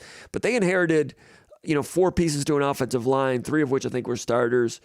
One guy might be a first-year starter. Then they brought in 1 transfer on the offensive line from Wisconsin that they plugged in. Not a great offensive line, but a functional offensive line. So they inherited an offensive line coach. But Bostad's, he was retained. And that was probably Cignetti's best hire. Yes, The fact that Bob Bostad had been a great offensive line coach at Wisconsin back in the day. Tom Allen hires him. And then, you don't hardly ever see that happen. But, I think that was a quality. Cignetti was smart enough to know I'm not going to find a better offensive line coach than this guy. And we've already got the group. And offensive linemen are not the type that they're not going to – their brain doesn't work like they're going to be traveling all over and transferring. Those are probably your most reputable, most solid dudes on your roster 9 times out of 10. Right. So and we talked about that when Michigan State played Indiana. And I've got a question here from the mailbag. Crozet Kent posted over at SpartanMag.com. He says, it seems the general sentiment is that this has been a disappointing year. I'm wondering if you feel that would be different if Indiana was not having such a dramatic turnaround. And that's a fair point. Everybody sees that the lawn is darker and nicer on the other side, and Indiana's done a great job. And I analyzed the heck out of that when Michigan State played Indiana as to how Indiana got to this point. The quarterback's a big part. He's come in, and I think he's an NFL quarterback. He's done really well. They already had good wide receivers. They brought in a really good one from James Madison, number 13, who dropped a couple passes late against Michigan, but he's an excellent excellent receiver. They brought in the guy from Texas Tech who had 50 catches a couple of times. They had one that was already there. Then they brought in the best receiver from Ohio University, came with Rourke. So the skill positions were good. Everybody knows about the 13 players that came from James Madison, 14 transfer starters, so they did a good job in the portal. James Madison was good last year. People that don't know crap about college football are like... They're 11-1. They're 11-1. People that don't watch college football or don't know it, they kind of play themselves when they say, I don't care about transfers from James Madison. Let me tell you something. James Madison would have beaten anybody in the Big Ten except for Ohio State, Michigan, and Penn State. They would have beaten Iowa. Iowa was the 4th best team in the Big Ten last year. Remember their offense? James Madison would have beaten Iowa. James Madison would have been the 4th best team in the Big Ten last year. So let's say who's the 4th best team in the Big Ten this year? Penn State? It's Ohio State, Oregon, Indiana, Penn State. How about you take the 13 best players from Penn State and add those players to Michigan State? Add them to an existing Big Ten roster. And then instead of losing Zion Smith and Derek Harmon and Vandermark, you keep those players like Indiana kept their players, Boston College kept their players. Different circumstances. Maybe Boston College didn't have $1 million defensive tackle like Derek Harmon. What I'm saying is the difference between what Indiana's doing and what Michigan State's done, different universes, of course, but in a 1-year deal, 1-year sample size, when you're bringing in 13 players from a team like James Madison, adding it to a team that had an existing offensive line coach, and you have an easy schedule, hey, they've been blowing everybody out. Credit to them. But on top of that, they do run a real tight ship. Signetti is really great. I think their defensive coordinator is legit. I think their defensive coordinator is really good. Yeah. Yeah, and he came with him from James Madison. Yes, they do some tricky stuff. They do some good stuff. And the accountability, the attention to detail, all those things, Signetti, a former Saban coach, on top of all those things that have worked well, they are buttoned down really well. Now, can they do it again next year? We will see. They'll have a new quarterback. They're losing a lot of players. So maybe they can do it, but there's also a chance that next year they're Florida State. Probably not, but in this age of college football, you're seeing some drastic ups and downs. I mean, Pittsburgh looked good there for a while, then their quarterback gets hurt. I mean, they changed what they do with their offensive coordinator, and all of a sudden they were 7-0, 7-1. Now they've lost a couple of games. But the problem I have with Michigan State here lately is it's not been a buttoned-up operation, a buttoned-down operation, however you want to call it. It's not been tip-top. You know, the long snapper situation, the defensive backfield situation, the offensive line is what it is. You'd like to see, if you're a Michigan State fan, despite those handicaps, you would just like to see a tighter operation, and that's not really happening right now. You know, some of the decisions here and there. I mean, you know, the double reverse flea flicker when you're down 15 points with 5 minutes to go. That's not going to fool anybody when you're down 15. You know, and then they on that double reverse flea flicker, they leaked Jack Velling late, so they're kind of going to Velling on that play, and Illinois did a really good job in man-to-man covering him and had him covered. But just a strange time to do that.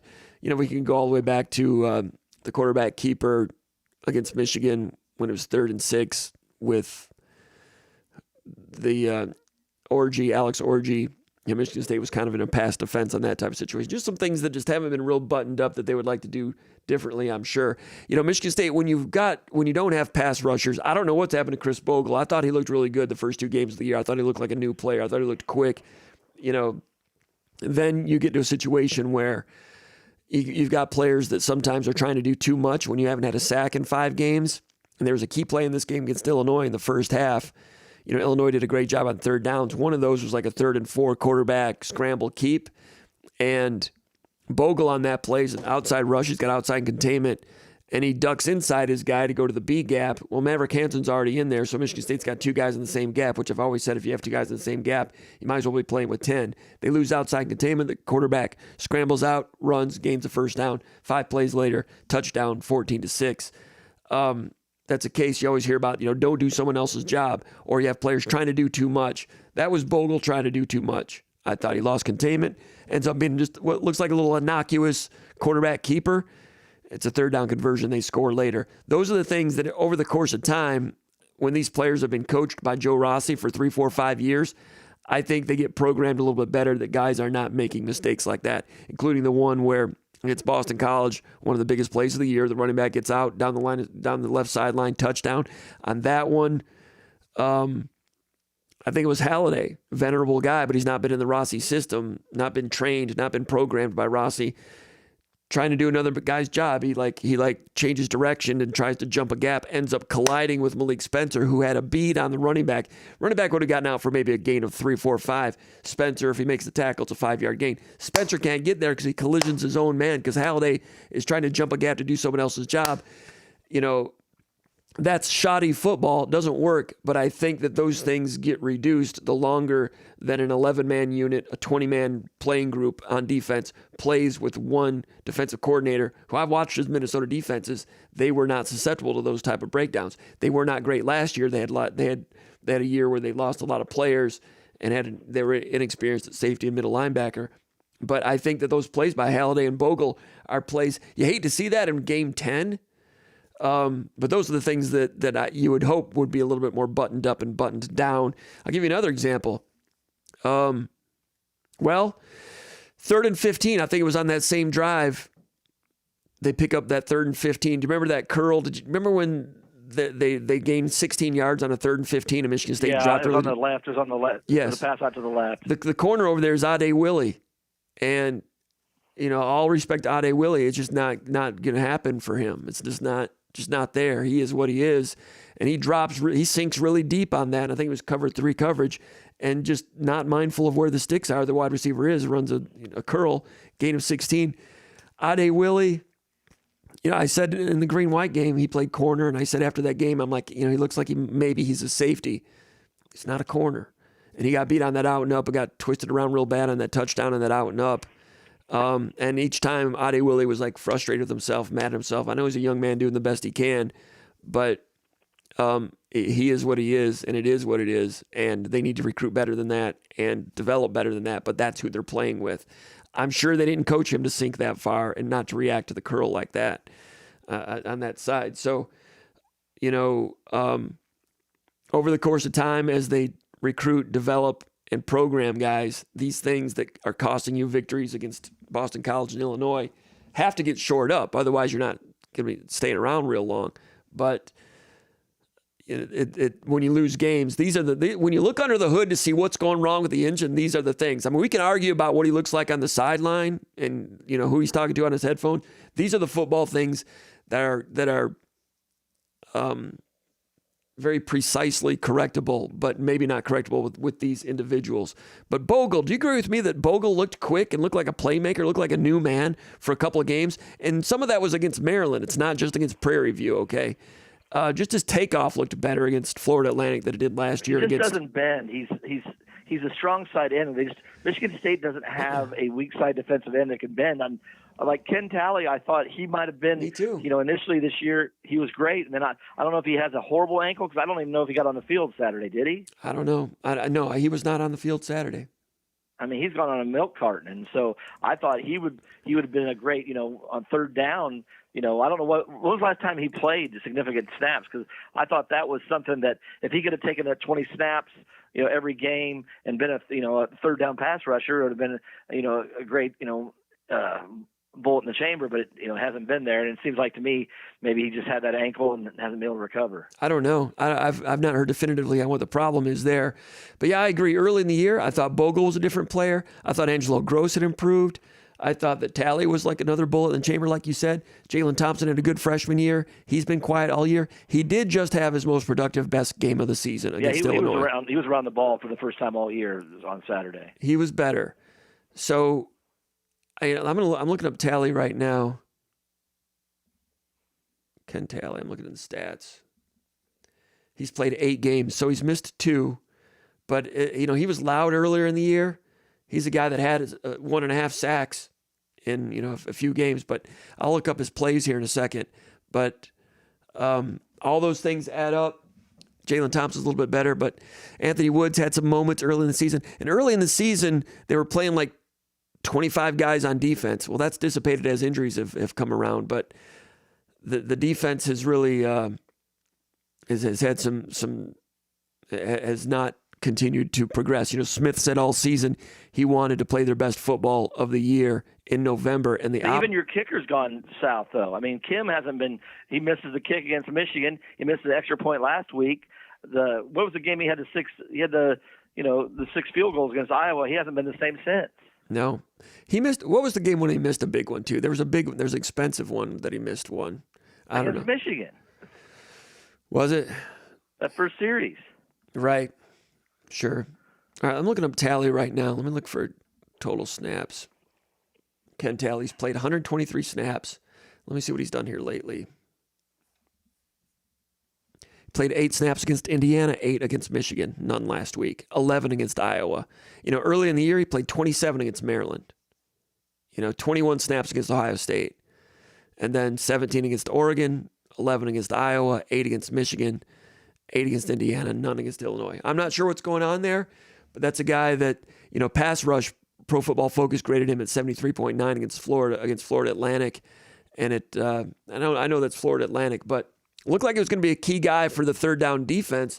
And what was one of Michigan State's weakness on Saturday? Third down defense. What's the laughing stock right now is lack of sacks. He was a guy that maybe had a chance to help. And meanwhile, Bogle hasn't as well. All right, I'll let you go, Nils. I really appreciate your time. Anything else you want to leave us with? I just hopefully I just wonder how many people are going to show up on Friday night, because it can be real ugly. 7 o'clock or 8 o'clock game on Fox, and everyone's going. Is school over then? So there's no classes after Friday, right? I don't know. I really don't know. You don't talk to your son? I don't. He was just in here a minute ago. Thanksgiving weekend. It seems like they get time off all the time now. I mean, I don't remember getting Thanksgiving Monday off before, but I don't know. I think the students will be around. But yeah, Friday night games can be really tough for the fans, and the great fans will be there. We've seen them in the past, but it's a challenging situation for them. Basketball. Any thoughts on Michigan State basketball? Did you watch that game last night? You got Peacock? I haven't watched. I've watched the Kansas game. I've been slammed at work, so right. no. Fine. I wasn't able to watch it. I just right. know that Jace Richardson. We need to get him healthy, because if not, we're going to be in trouble. Right. All right, Nils. I appreciate your help. Appreciate your insight, and we'll talk to you soon. You take care. All right. Okay, buddy. Have a great day. There goes Nils De Deo. Appreciate his insight. Getting back to the mailbag here real quick. Before we do that, let's go to the comments area. It's been a very active day over the comments area. I know John Doe is over there stirring the drink a little bit. I'm probably not going to comment on the comments. Sometimes I do welcome questions there, but I think we're just going to move along. Starting lineup, we had Spartan AG 999, Satchmo Jones, early afternoon show. I'm in the right place at the right time. Satchmo's a starter. Satchmo, I think Terrence Gibson's a starter. Old Tuck, down low. Old Tuckage. And John Doe 982. He was a starter also, and he starts with Smith needs to go. He's in the starting lineup. He's one of the first five to comment.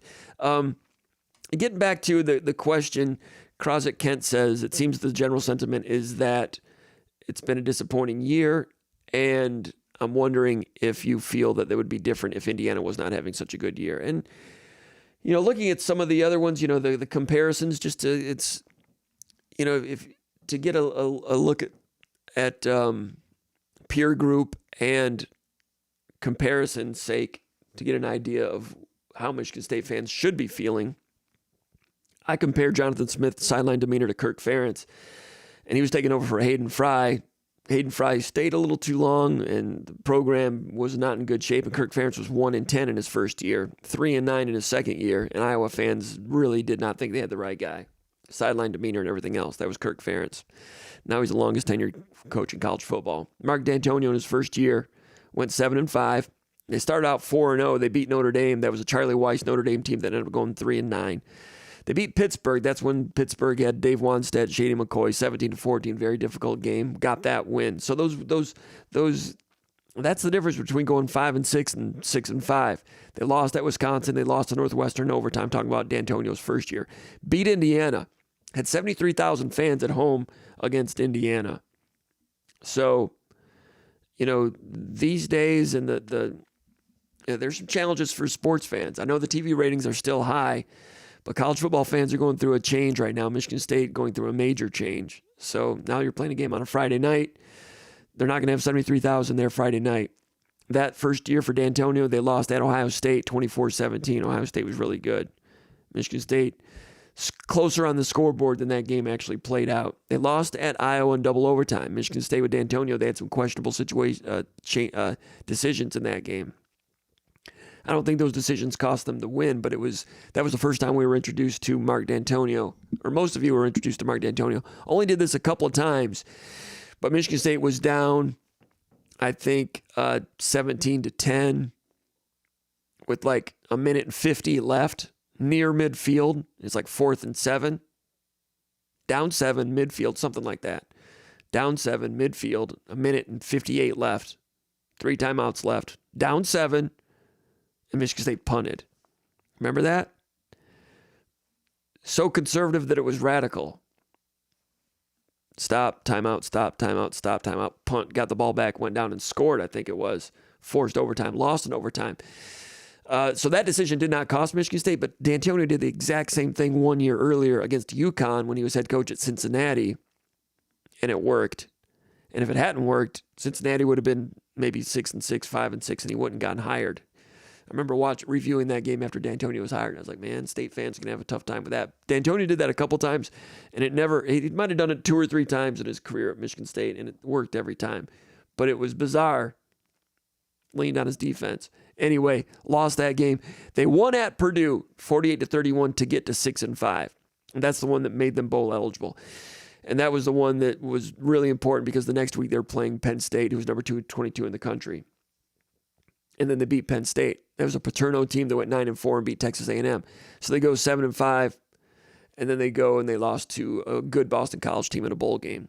But that team was, now he inherited he inherited some talent from John L. Smith, really did. Brian Hoyer, Devin Thomas, NFL players, Javon Ringer.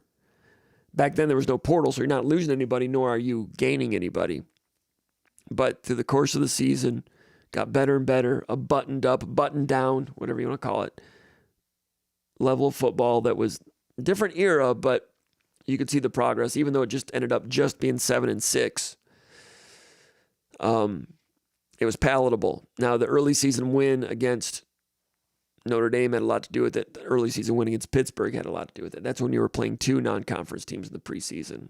Got both of those done, set them ahead of schedule. Nick Saban's team, 6-5-1. They lost to Nebraska. Big Red Machine, great Nebraska team right away. Mentioned earlier, they won at Louisville in the rain. Came back and they tied at Purdue, 35-35. Remember that game? Tie, Scotty Green against Mike Allstat, back and forth. Great game, 35 points, tie. Beat Boston College at home. Tony Banks was injured. Todd Schultz came in for him. Beat a middling Boston College type of team. Those are the wins that set you ahead to get to a bowl game. Lost Iowa at home, 21-7. Good Iowa team.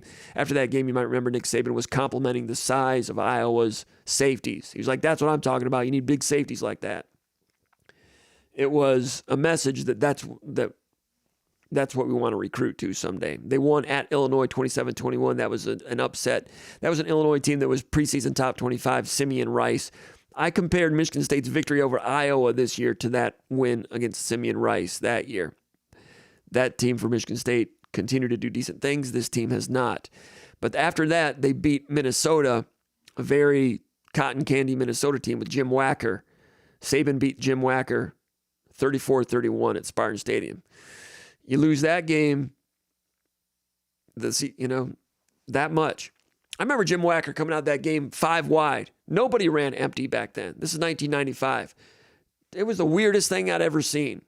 Jim Wacker was running empty. Now everybody runs empty several times a game. Jim Wacker, that was brand new. Then they went and lost to Wisconsin 45-14. Saban beat Michigan in year 1, 28-25. Charles Woodson dropped an interception, right? Kind of dropped it. It was a difficult play. Over the outstretched arms, Nigel Carter, something like that. But those ones, it's that much, right? Then they won at Indiana 31-13. Lost to Penn State, blew a lead 24-20. Nick Saban criticized himself. They were trying to protect the lead against Penn State.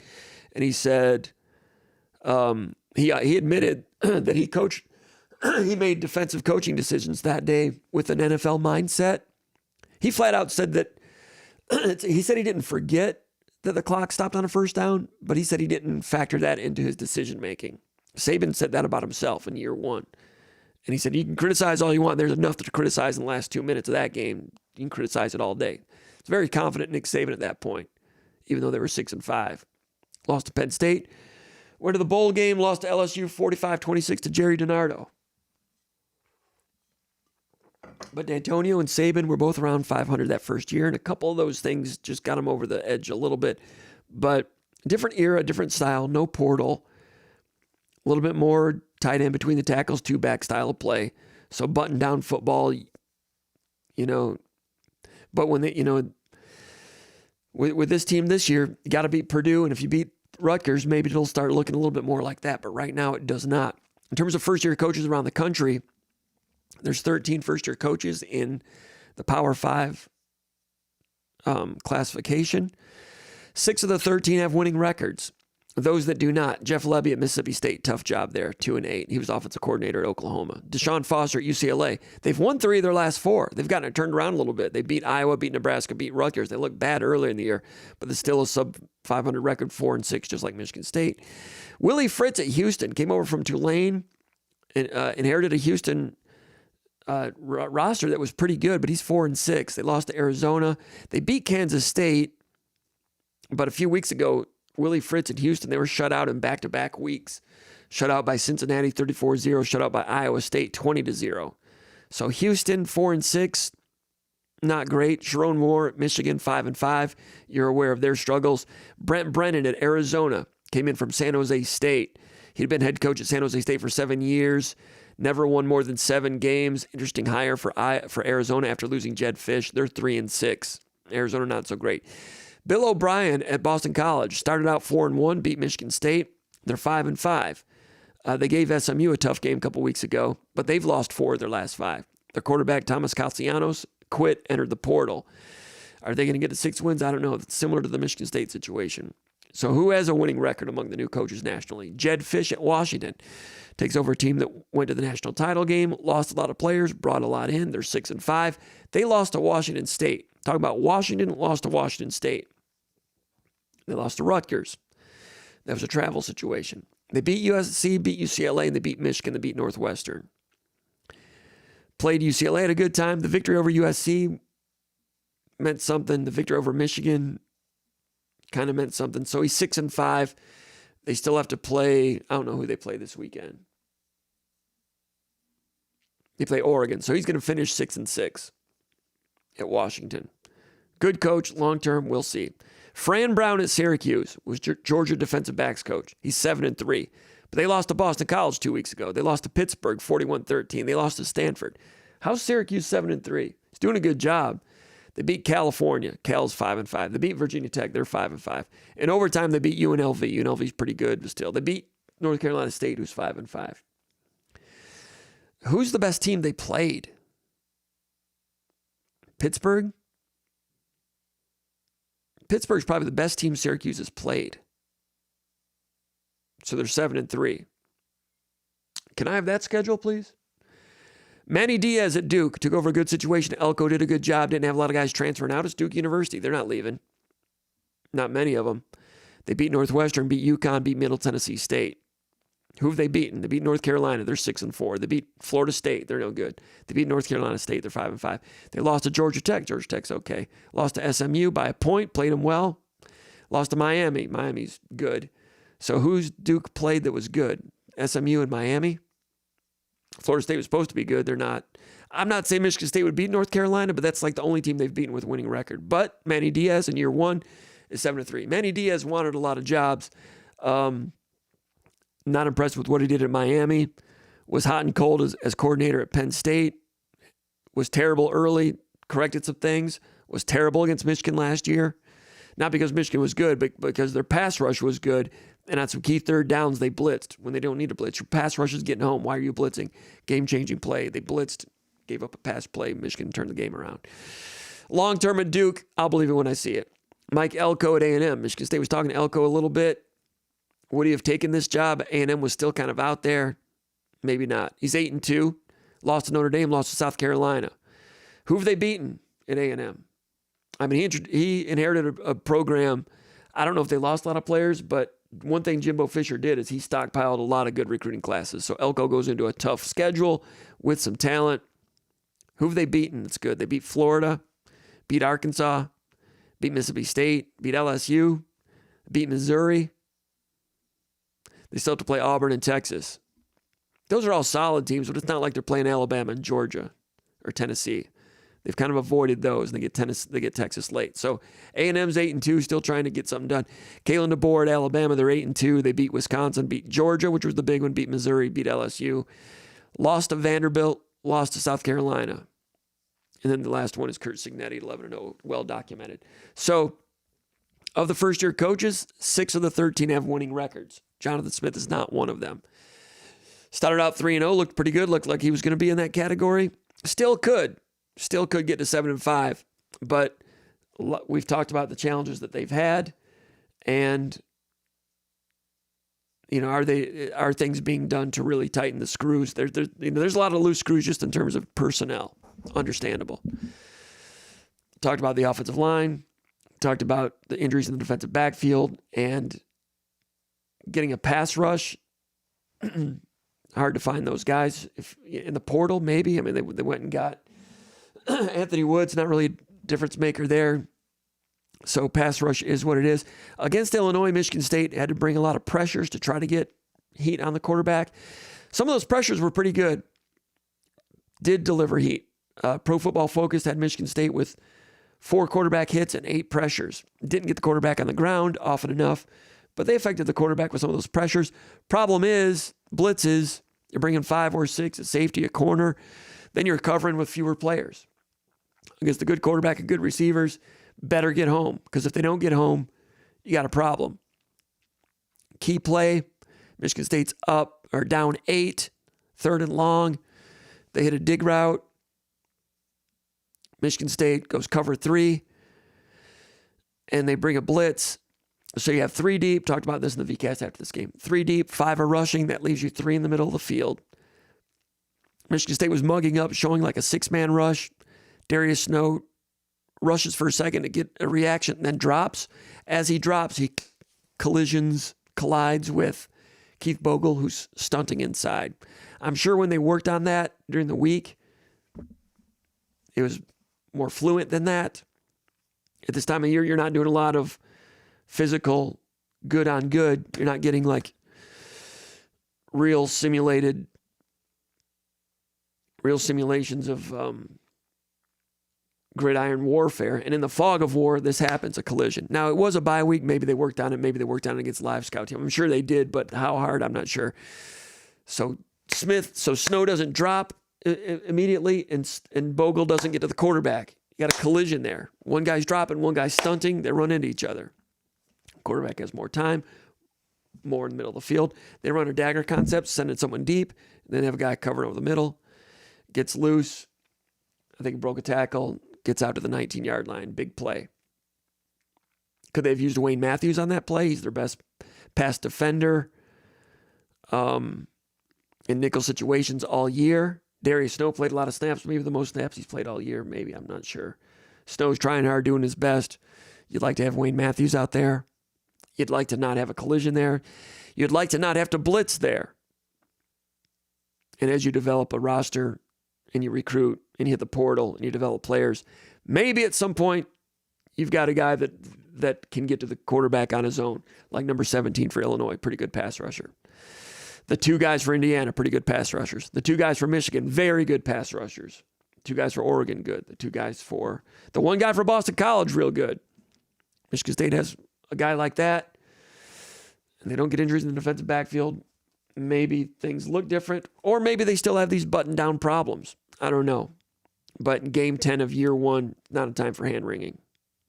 You'd like to see, now if they lose to Purdue, or they lose to Rutgers in ugly fashion with some more, with some questionable decisions, then we'll come back and talk. But as of right now, I understand the hand-wringers, but I've never been a guy to judge a coach in game 10 of year 1. But I respect those opinions. Talking about Mike Valenti, he and I would have some real good arguments about Bobby Williams early on, and like I said, he turned out to be right. Let's check out some more questions here. We got a few more minutes. I'll go through these real quick. It's been a long show already.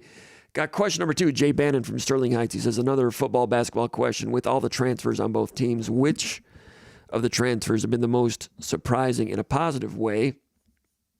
And when and who have been the most surprising in a negative way?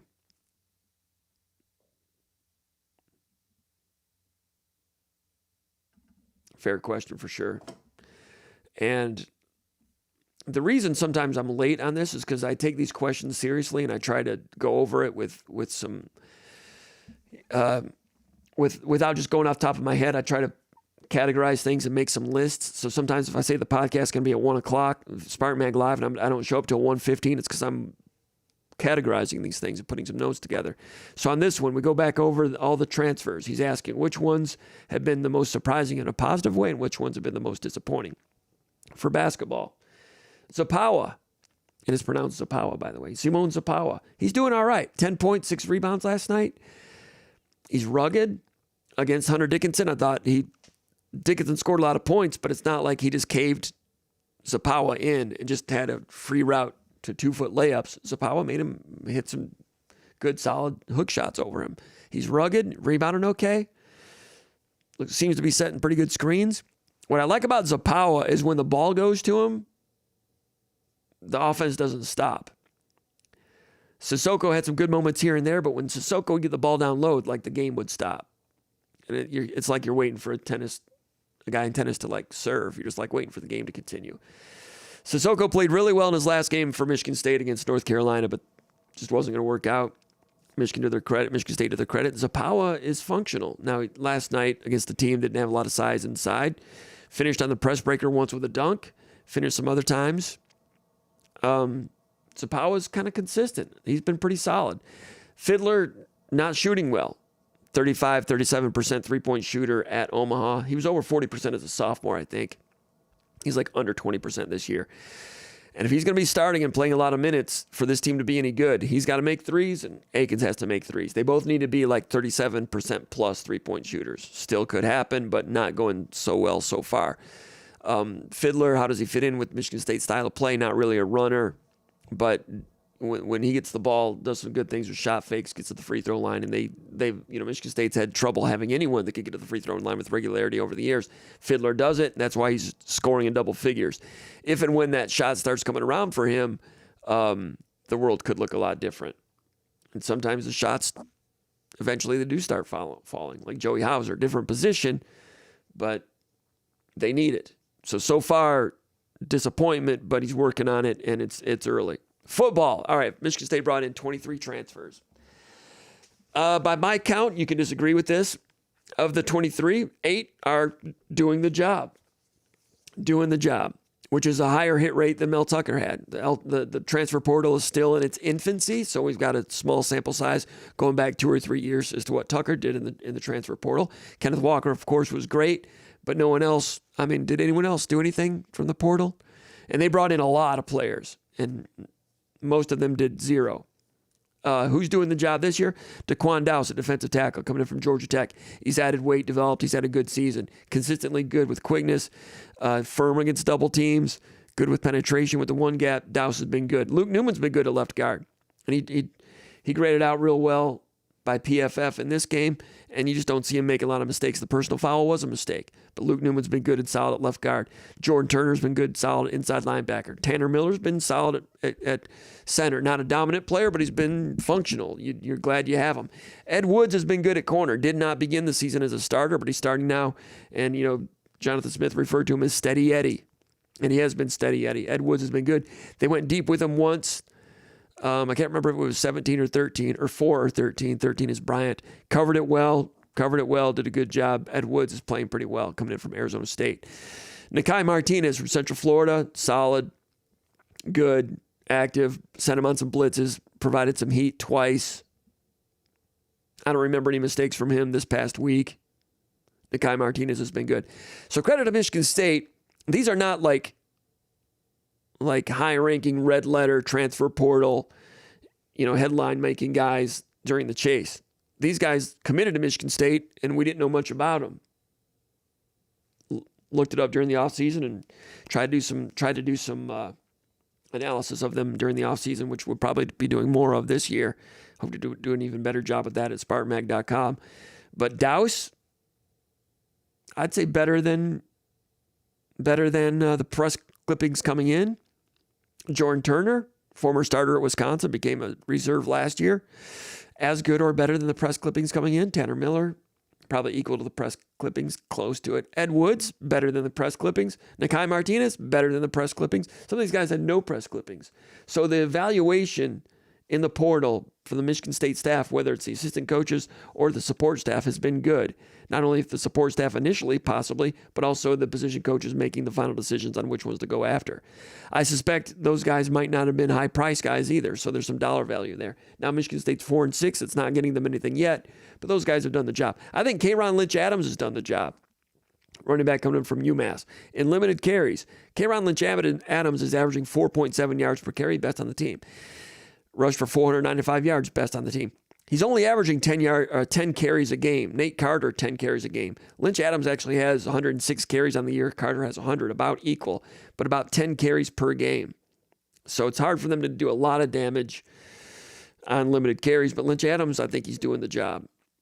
The long snapper, Caden Schickel, was doing the job, and you see now, especially in the Indiana game, how much you miss him when he was gone. So those were good ones. 3, 4, 5, 6, 7. That's actually 6. That's 8. Yeah, 8 guys doing the job. 8 doing the job. Next, the other categories are those are the guys doing the job. How about the guys that are functional, and then guys that are just a guy, and guys that are just a guy / disappointment, and then other guys that are reserves, and other guys that are in the hopper but somewhat encouraging, and then other guys that are not sure. That's a lot of categories. 1, 2, 3, 4, 5, 6. That's 7 categories, but that's how it shaped out when I was looking at how Michigan State did in the portal.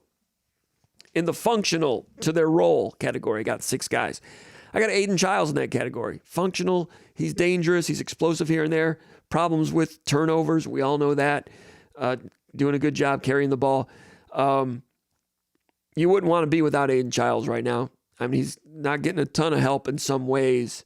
Some of his mistakes are similar to the sophomore version of Kirk Cousins, but he's decreasing the mistakes. He's improving the ability to get to a second and third read. The accuracy issues from September, those have gone away. So he's kind of like settled into a functional area right now, functional to the role. Does he still have the ability to be a very good one at some point? Yes. Will that happen? Guaranteed? No, it's not guaranteed. But I'm going to put him in the functional to their role category. Not doing the job. You can even slide him up to doing the job. I realize it's not perfect, but a young quarterback in an era in which there are not many young quarterbacks in the Power 5 category, but you don't want to get rid of him. You don't want to quit on him, and he is improving. Functional to their role, I'd put Quindarius Dunnigan, backup defensive end. I thought you'd get more from him. I think he had 6 sacks last year at Middle Tennessee State, second team All-Conference in Conference USA. But he had a pretty good game in this one. He made a real good play on a third down stoppage when Illinois went with a designed quarterback sweep, and he was one-gapping, disengaged, pursued, made the tackle on the quarterback. When a defensive lineman's making a tackle on a quarterback sweep, he's doing a good job. That was a third down play. That was a key play. Michigan State having trouble in third down defense all day. On that day, Quindarius Dunnigan did a good job. Next series, I think he started that series. So Dunnigan, I think there's still more there, but I'm just going to call him functional. Disappointment, I'm going to say a little bit, but he's not been on the field a lot. He had some decent moments, I think, against Boston College. I'm not saying they're wrong that they haven't had him on the field more. I expected more out of him based on being a second-team all-conference mid-major type of guy. So I'm going to take him down to functional, but I'm not going to call him a disappointment. I've not seen many negative plays out of him, but he's part of that batch of players that have not gotten sacks. So functional to his role, that's where I'd put him. Ruquan Buckley didn't play much at Nebraska, was outside of the playing group. He's come to Michigan State. He's a big house of a guy at about 320 pounds. At defensive tackle, he's hard to move. Functional to his role. 10 snaps a game, comes in. He's not a guy that's going to ransack a backfield and make negative plays, but he's functional to his role.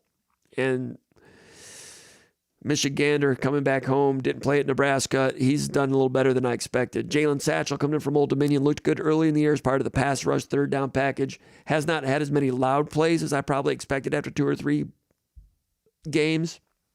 So I'll take him down to not a disappointment, but not quite doing the job, but I'll put him in functional. Ben Roberts, defensive tackle transfer from Oregon, functional. He's had a couple of personal fouls this year, had a hand to the face, personal foul, which triggered a drive, 15 yards, ended up being a touchdown drive for Illinois. But he's got some quick, he's got some takeoff, got some physical ability. He's got potential, still just a sophomore.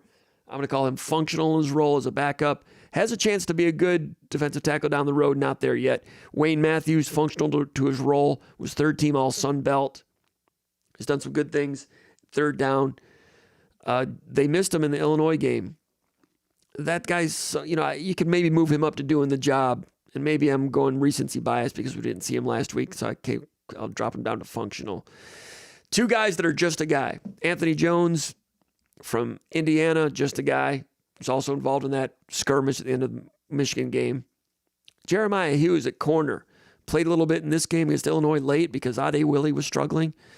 And I think he played about 15 snaps. I'm wondering if Jeremiah Hughes might play more this week. Transfer from LSU, still a young guy. Caleb Coley was out there, got the starting nod.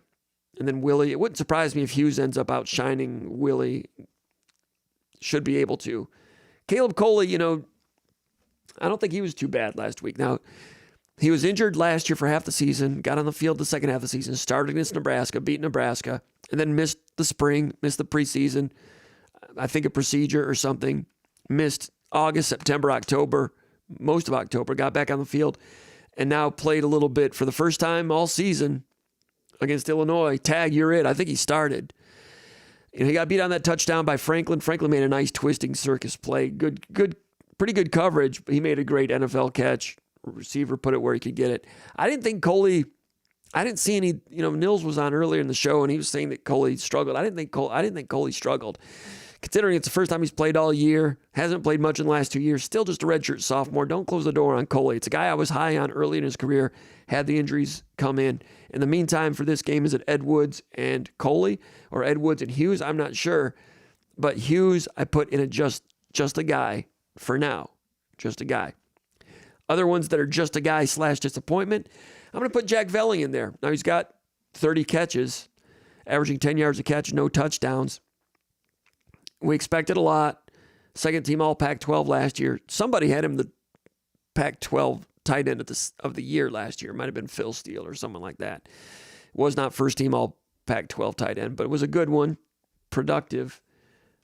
Red zone's been a problem for Michigan State, and he's had trouble getting untracked. The blocking's not been good for Velling. Needs to get better. So although he's got 30 catches, in some regards he's functional to his role, but the blocking piece has not been great. And he's been a disappointment because he was expected to be a plus player. So he's a disappointment in that regard. Other ones, reserves. Tommy Schuster's a reserve. He is what he is. All right, some guys, I got two guys that are just kind of in the hopper / encouraging. Younger guys, have to wait and see. A.J. Dennis, true freshman, transfer from Illinois offensive lineman. Marcellus Pulliam, the linebacker from Miami, when he's gotten on the field in blowout situations, I think he showed some speed and some toughness. I think Pulliam's got something. He's got some size also. So he's not playing yet, but I think he's somewhat encouraging. As I've got 3 transfers that I would say I'm not sure about. Edge defensive end, Ty Gillison coming in from Cincinnati. He's got 3 years of eligibility left. Chad Wilt, the rush ends coach, was asked about him last week. And he said last week he's working through some injuries and they still have high hopes for him, unquote. So that's the latest on Gillison. We've not seen him yet. Legend Cavazos, corner coming in, former 4-star, played at Ohio State as a youngster, transferred to North Carolina, fell out of the playing group, came to Michigan State. I think he might have gotten on the field once or twice. I'm not sure if there's an injury situation there or not, but with all the injuries in the defensive backfield, I know he moved to safety early in the year when they had the injury to Dylan Tatum. Has never really gotten on the field, and there's opportunities to get on the field at Michigan State with all the injuries. I don't know if he's injured as well, so I'm not sure what to think about Legend Cavazos. The other one, the linebacker, Samaj Bridgman, transfer from Michigan. Have not seen him at all. I've got no opinion on him. So that's the rundown of how they did in the portal. Overall, I think it was pretty solid, and I think that's encouraging for this year because they're going to have to hit the portal again. Question, I think that might be all we have time for. We've been going for 2 hours. We'll wrap it up. We had some other questions here about some other things. Maybe I can save these for next week, but we got to get going. I appreciate everybody checking in with us. Appreciate the comments and all the enthusiasm over there. I understand the hand wringing. We addressed some of the subjects going on with Michigan State and appreciate everything that's going on. Anyway, that's going to do it for this week. Everybody be good. Take care of yourself and take care of one another, as somebody says on NBC. Who is that? Lester Phillips? Is that his name? Anyway, thanks for checking in. Go to SpartanMag.com. Be a subscriber. We'd love to have you over there. Give us a like here on this channel. Subscribe to this channel. We'll see you next time. Everybody take care.